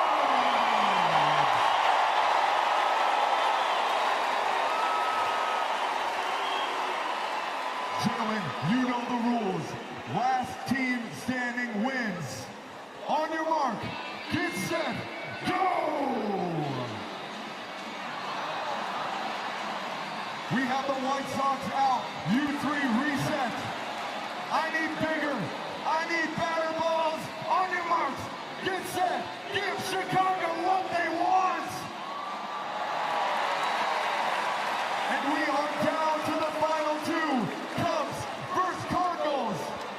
1, 2, 3. Let's take a look at our smooth plays of the game, brought to you by Tropical Smoothie Cafe. How about Tyner Hughes? Diehard Cubs fan has had at least one trick play in every game in Wrigley Field this weekend, and multiple trick plays in games 1 and now game 3. Kyle Jackson with multiple at third base as well. Darian McDowell going between the legs. Coxey getting involved for a second straight ball game. And how about this barehanded, one-handed snag, if that happened on the field of play by one of our professional banana ball players? That would have been a trick play. Fans can't get them, but for all intents and purposes, a trick play in spirit. Tremendous snag. Maybe you'll see him in a future draft. You never know. One lucky fan gets entered into the banana ball player draft. It's the beauty of banana ball. Tristan Levesque will toss it for the second time this weekend after he threw on Friday night. He's got the big boppers in this Firefighters lineup, 3, 4, and 5. Sparks, Jones, and McDowell. Firefighters looking for more offense. Lamar had the walk-off. That gave them point number 2. It's the 19th time Levesque has pitched this season. And we saw 3 strikeouts on Friday, but the Firefighters finally found a way to touch him up a little bit. They tallied 5 hits against Levesque in his inning and a third of work, and they walked off the 6th inning against the rookie left-hander.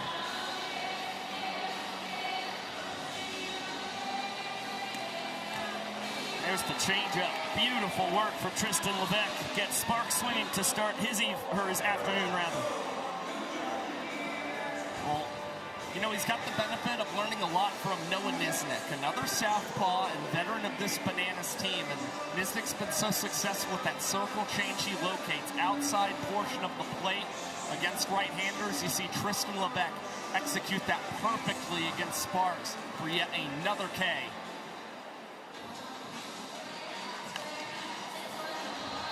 EJ onto the roof.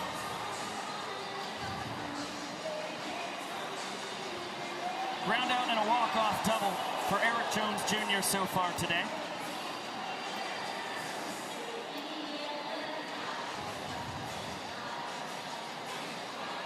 Having a massive weekend against his former team. 5 hits, 5 runs driven in, and make it 6 hits in Wrigley Field for EJ. Look, it's going to be hard to say you could ever top what he did in Lincoln against his former squad, but as a complete weekend, this is about as good as we've ever seen anybody go up against the Savannah Bananas. You just said it. 6 hits. He just keeps finding a way to put productive at-bats together against his former squad and make way now for Darian McDowell. Yeah, EJ's now 6 for 9 with a ball 4 sprint. He's reached 7 out of his 10 plate appearances this weekend. Firefighters first-round draft pick got him 5th overall. Paying dividends as that's a broken bat. Kyle Jackson to Olsen for 1, over to first in time. Bananas go around the horn for the twin killing and help Levesque face the minimum. Good job by Levesque keeping the ball on the ground. The Bananas with another double play in today's ball game and still hunting their first point today.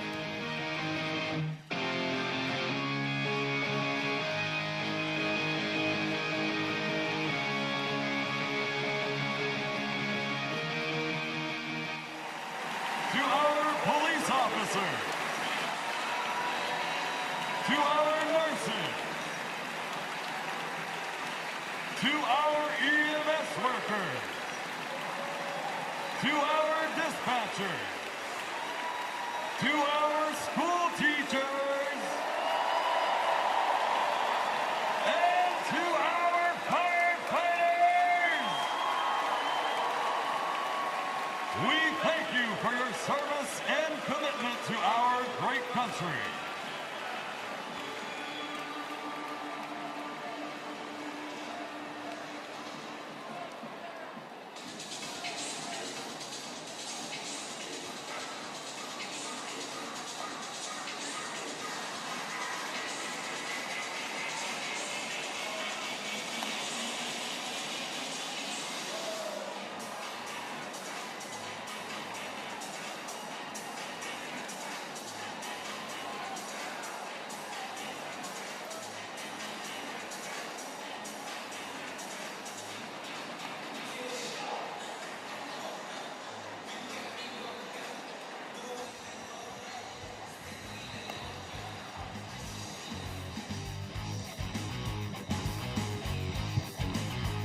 Dumb and the Firefighters leading 3-0 as we go to the top of the 8th inning, and this was an awesome scene on Thursday.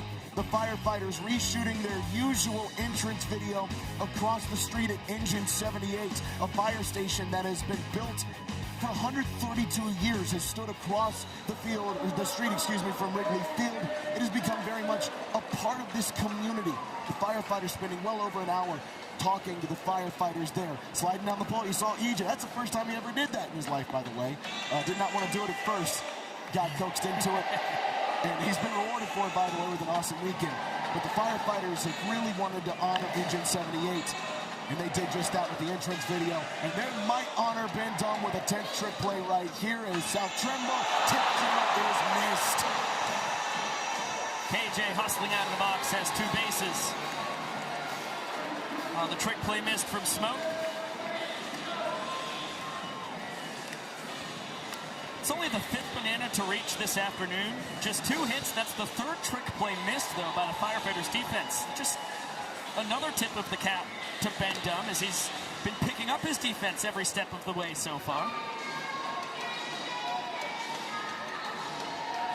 Reese Alexiadis 0 for 2, not for lack of quality contact. Pop out his first time, but then scorched one straight to Logan Lacey. And hits this one straight to Trimble. Another laser beam 0 for 3 on the afternoon for Super Reese, 2 for 3 when it comes to quality at bats. That's a ball on Trimble so fast you don't have time to even think about any kind of a trick play for the Firefighters. Bananas still without a hit with runners in scoring position today. Dakota Stilts. Breton.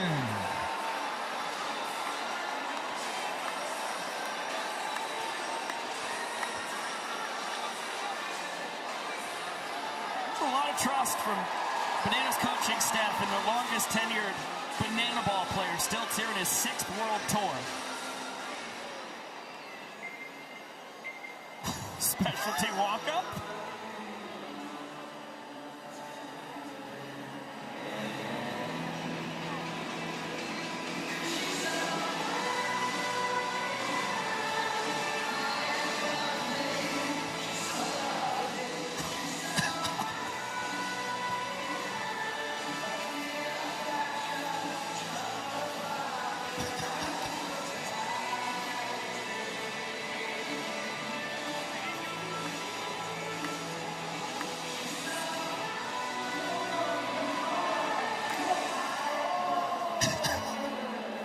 Started whipping in Wrigley Field at just the right time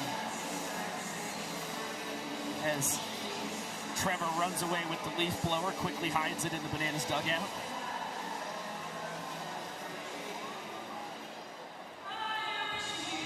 Runner in scoring position. Stilt swings and misses.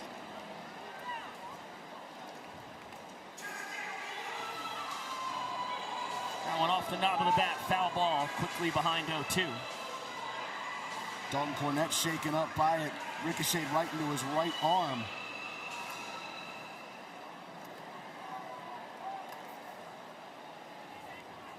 Trying to walk it off. Kid out of Pippa Passes, Kentucky. He is really in some pain. You don't see Dalton react like this very often. No, he's a tough cookie. You got to be if you're going to be a catcher. And Cornett, a catcher just like his dad, Scott, spent time in the White Sox organization. Cornett, one of the best players in the history of Alice Lloyd College.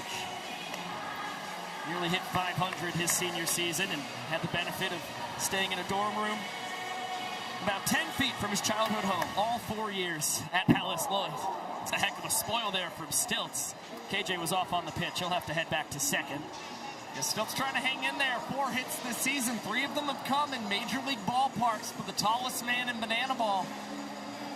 And trying to see if he can get the Bananas that much-needed knock to finally plate a run this afternoon. Chopper to Logan Lacey.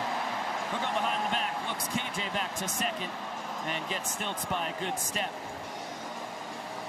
And that's an important trick play, by the way, for the race for this trick play battle and the equalizer point, because there's now 4 trick plays of separation between the Bananas and Firefighters, so the Bananas really would have to get on their horse in the bottom half of the frame to try and get that extra elusive points.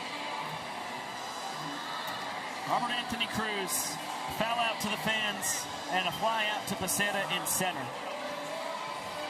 Has KJ on second base with 2 outs. No catch by the fans on the foul ball.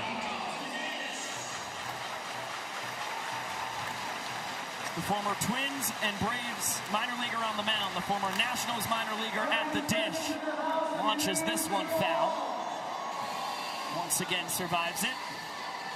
Nearly gets some of the drummers in the fire line out there. Looking the opposite way, just entertaining the fans. Tapper hits off of Rack in the batter's box, so it's a foul ball.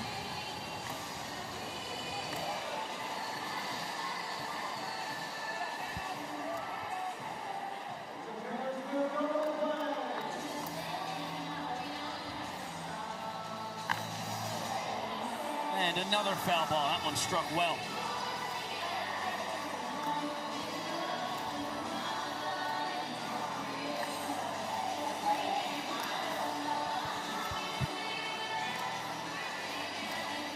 Heck of a view for Bo the Beaver, Firefighters mascot, representing nature's firefighter. As that's going to plate the first run of the afternoon for the Bananas. KJ can trot home as McDowell fires into second. Robert Anthony Cruz with 2 outs, an unearned run against Ben Dunn, but the Bananas finally a chance to earn a point. And Ben Dunn, it appears, is going to be now lifted from this ball game for the Firefighters. Johnny Hummel coming in to congratulate him, give him the hug, and now take things over in a save situation for these Firefighters. Saw him pitch on Friday night for the Firefighters, was able to close things out. And again, this was a guy, he benefited from the defense of the fans. The final 2 outs on his behalf were made by the folks here in Wrigley Field. Let's see if they've got any more in store for Hummel.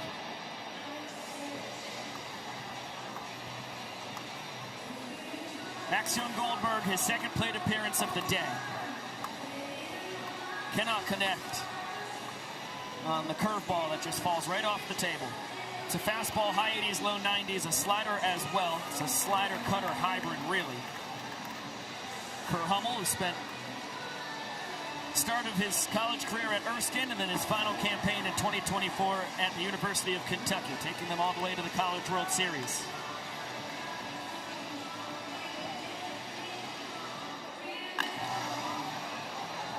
Towering pop, right side. Tanner Hughes with the call and the catch. Hummel does his job. Bananas do have a run, though. If they can put up a 0 in the bottom of the 8th inning, they will finally claim their first point. It's Banana Ball on ESPN from Wrigley Field. We'll be right back.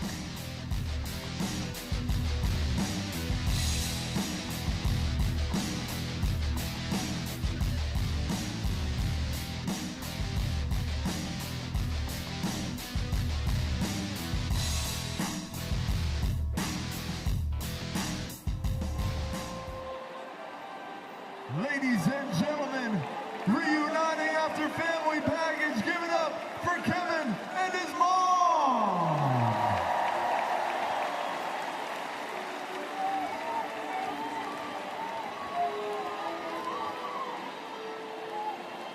And the whole family is reuniting. Give it up one more time for the McAllister family. Ladies and gentlemen, it is now time for a Firefighters tradition. I need everybody to put your arms around your neighbor as we all sing along to Lean on Me.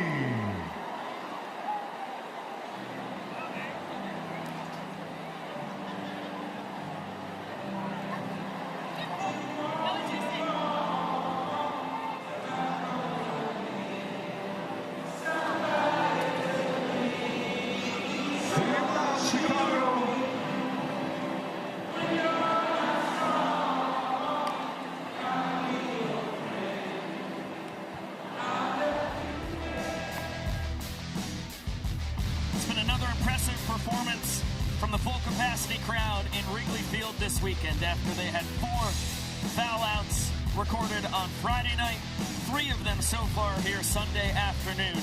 And just like Friday night, it started with the Caden Green foul out to the fans against the Firefighters to open the bottom of the first inning, and then they turned on the visiting Savannah Bananas. Each of the last 2 have gone against the sport's namesake. One against Rack, the next against Oberst. Very much the story of what we saw Friday night. Remember, the first one went against the Firefighters. The last 3 of the game all came in the last 2 innings, and they were all against the Savannah Bananas. Very much the same way. If we were to count some of the bobbled catches, the ones where it popped off the hand and into the chest, we're potentially looking at the record of 6 tonight. That's how good these fans have been on top of their A game, and not a glove in sight, by the way. This is the Firefighters' headlining game tradition. 8th inning stretch, lean on me. Very cool to see. All 6 teams in Banana Ball have their own 8th inning stretch tradition. Of course, the Bananas with yellow that started it all. Firefighters in their 3rd year as a franchise. The show just gets better and better. And Danny Hosley just keeps getting better and better here in year 4. Got to see him last night. Gave up a very rare earned run. It ballooned his ERA all the way up to a completely unacceptable 1.53. Still the best in the sport. Yeah, and he also reached the 40 strikeout plateau in the ball game, striking out 2 batters. This isn't a save situation for Danny Hosley, but what's important to note, he's 10 for 10 in his save opportunities. That also means when he's pitched as the away or as a visiting pitcher this year, he's been perfect holding inning leads for the Bananas at the same time. 4 holds in 4 opportunities and looking to remain perfect to earn a point. Logan Lacey, Dalton Cornett, and Tyner Hughes, dangerous bats in the bottom half of this Firefighters lineup.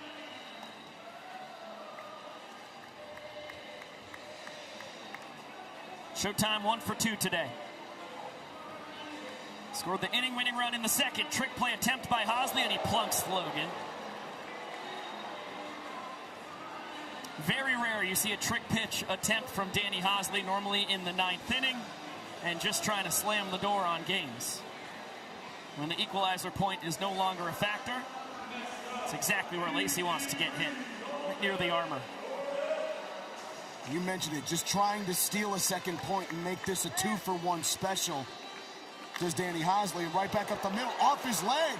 Hosley catches back up to it, only 1 play. DC3 unable to beat the throw out, but Lacey is aboard at 2nd base. Firefighters do still have a challenge, and they will use it right now. They challenged the safe call back in the top of the 5th inning.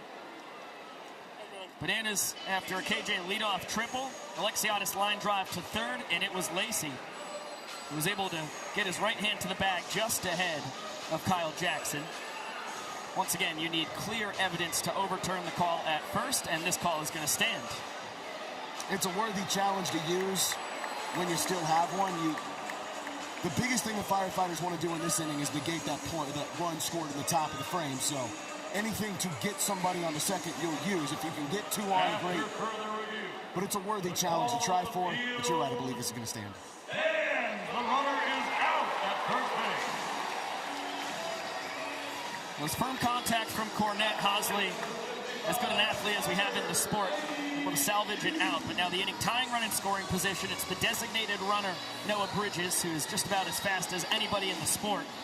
And Tyner Hughes, the lifelong Cubs fan, as we have mentioned throughout this weekend. Multiple walk-offs, one today, one on Friday night. Another chance to be the hero for the Firefighters here in the home of his favorite big league team. You didn't tune in to our first 2 days of coverage. Tyner Hughes, a lifelong Cubs fan because of his grandfather, Joe. Drove trucks, 18-wheelers for 15 years of his life.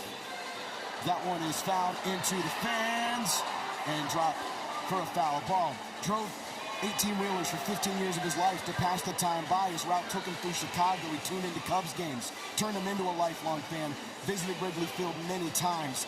Now his grandson at the plate in a huge situation, and he goes down swinging. That's a rare 12-6 curveball from Hosley. Keeps it in his back pocket to keep hitters on their heels, to pair with the fastball and his best pitch, the Vulcan changeup. That was filthy.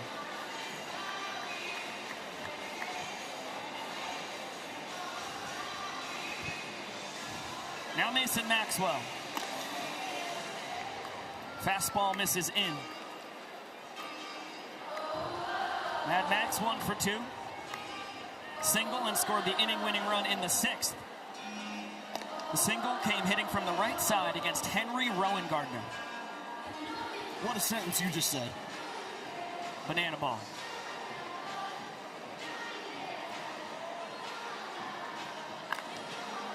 Jammed in here.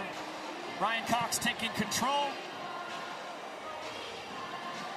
And we'll grab a tip drill trick play as the Bananas finally earn a point. Firefighters able to deny the equalizer, but the Bananas win the 8th inning. They trail by 2 going into the final inning. Let's get it down to Kaz. The sound of the bells means it's time to take a look at the scoreboard. The score is Firefighters 3, Bananas 1. But the thing about Banana Ball is the final inning means the most, as every run scored counts as a point. The Firefighters need just 3 outs to secure this victory. Chicago, it all comes down to this. This is the final inning.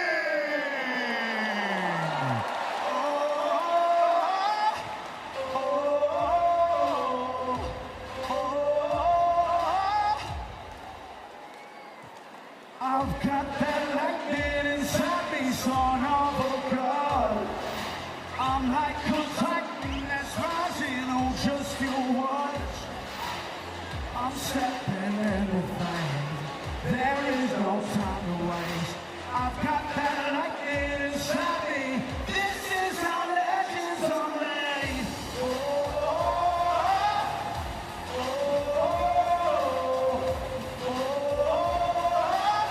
This is how legends are made.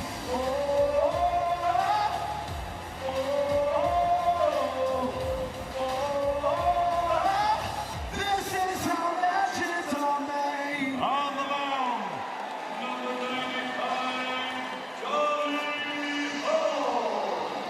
As we hear the vocal cords of Sam Tenaz ring through Wrigley Field, it is Johnny Hummel, the closer of the Firefighters, who toes the rubber in the middle of 41,000, and he'll have to face a golden batter right out of the chutes. It is 9-10-1 in the Bananas lineup due to swinging. So this golden batter would be for Jackson Olsen. And Bill Leroy has a helmet on and bat in his hands. I bet he will pinch hit for Bryce Grzappi, who's due up second. Then it's D.R. Meadows, Ty Jackson, and Dan Oberst at the top after that. And at that point, you don't need to worry about Grzappi staying in this game anyways. You'd be potentially going into showdowns. Bill Leroy could also catch that bottom of the 9th inning.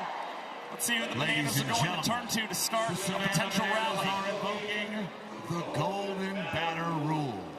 Hitting in the place of Jackson Olsen is the Savannah Bananas golden batter. Please welcome Dan Oberst.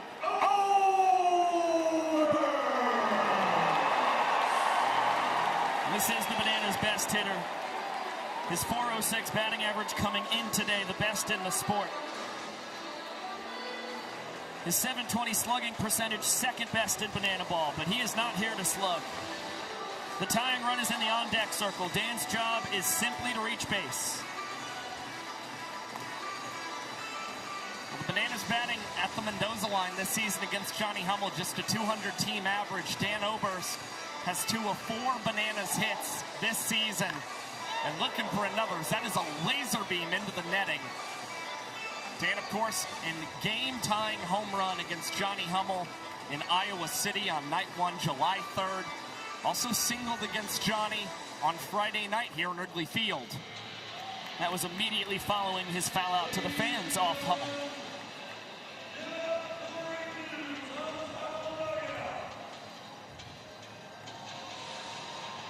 The 8-year Banana against the Firefighter in his 3rd World Tour. Oberst ahead 3-1.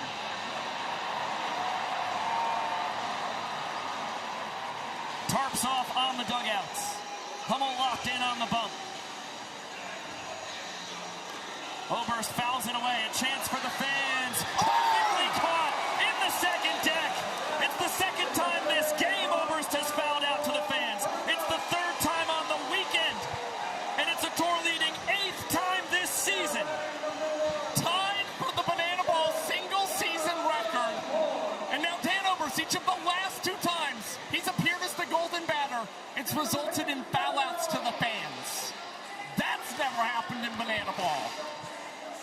Johnny Hummel has pitched 1 2/3 innings this weekend. 3 of those outs have come from the fans.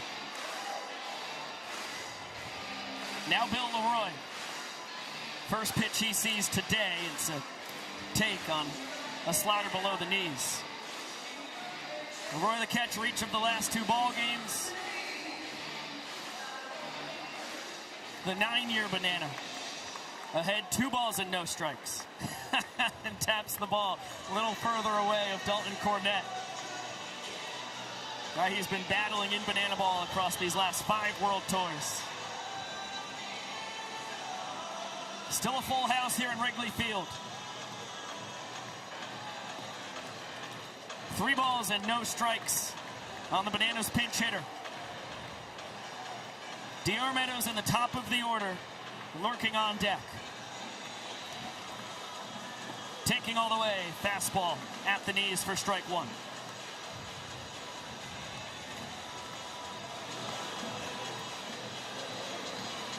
Dan Oberst fouled out to the fans on a 3-1 pitch. Bill Leroy taking and will earn the ball for sprint. Firefighters good sprint defense. First time they've had to break that out this afternoon. Get to all 7 fielders behind the pitcher and catcher in short order. Leroy not taking any chances. The tying run. The man who matters is David Ray Meadows at home plate.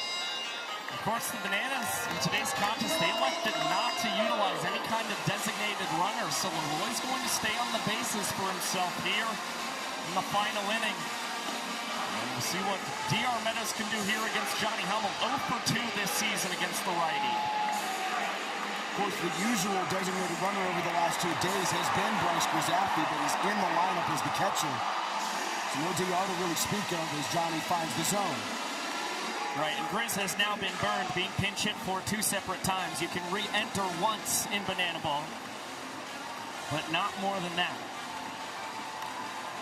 Meadows giving the fans another opportunity. No catch. I think every time one goes over the netting here for the Bananas, breath is held for a long time. Hummel ahead of a batter for the first time here in the top of the 9th. Bounding ball, Lacey. There's one, Hughes over to first. Not in time. Meadows runs like the wind, able to beat it out. Firefighters have lost their challenge. The fans have used their challenge.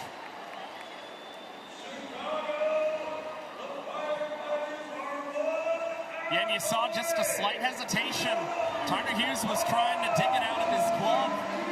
There was just a slight second where it appeared he could not find that Banana Ball. Split second like that, that's what makes the difference in Meadows being able to reach and keep things going for the Bananas. Ty Jackson up at the dish. And Dan Oberst, he's still potentially got another opportunity to bat against Hummel. He's in the on-deck circle. Ty's got the juice to tie it himself, though. 3 home runs on the year. He's got a flair for the dramatic.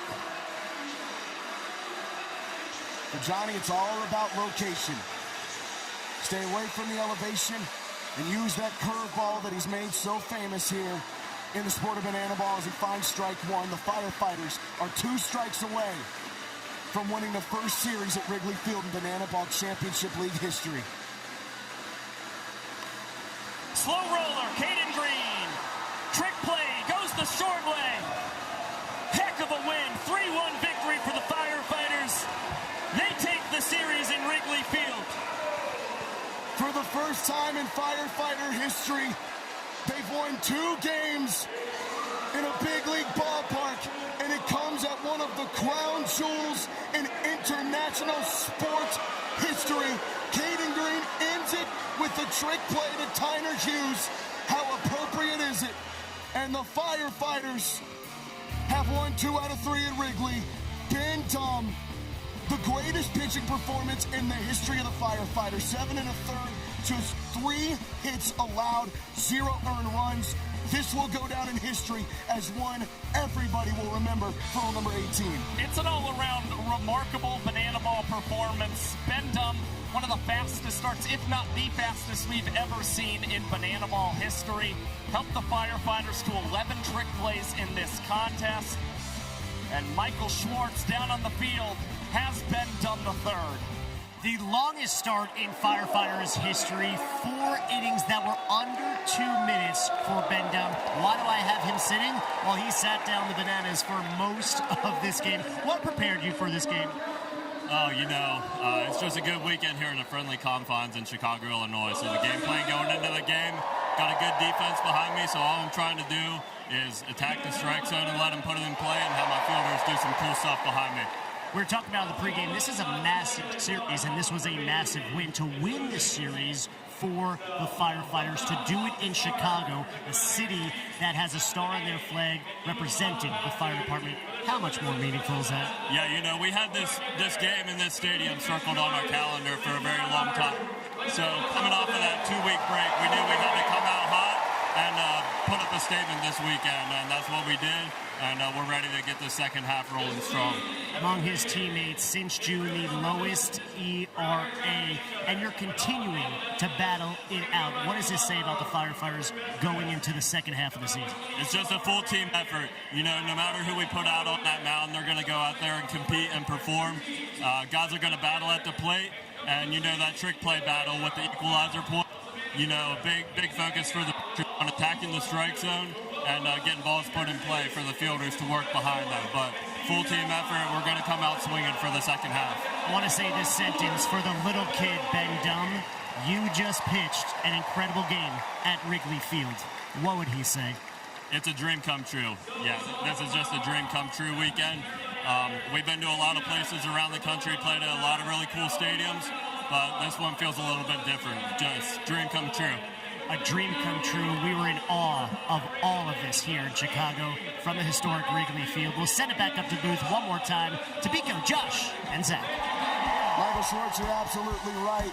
And Ben Dumb's absolutely right. The trick plays were huge. The Firefighters now 12-4 on the year when they win the trick play battle. But this day belongs to Ben Dumb. 4 strikeouts, 3 hits, 1 run, and it wasn't earned. It's the greatest pitching performance in the history of this team's existence since 2024. What Ben Dumb just did, Josh has called him the ultimate fireman for this pitching staff.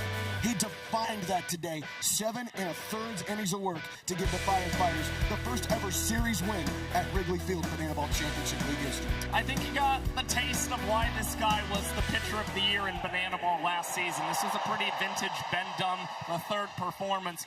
And now, when you consider what he's done across his entire Banana Ball career, when he's faced off against the boys in yellow, he has a career earned run average at 1.75.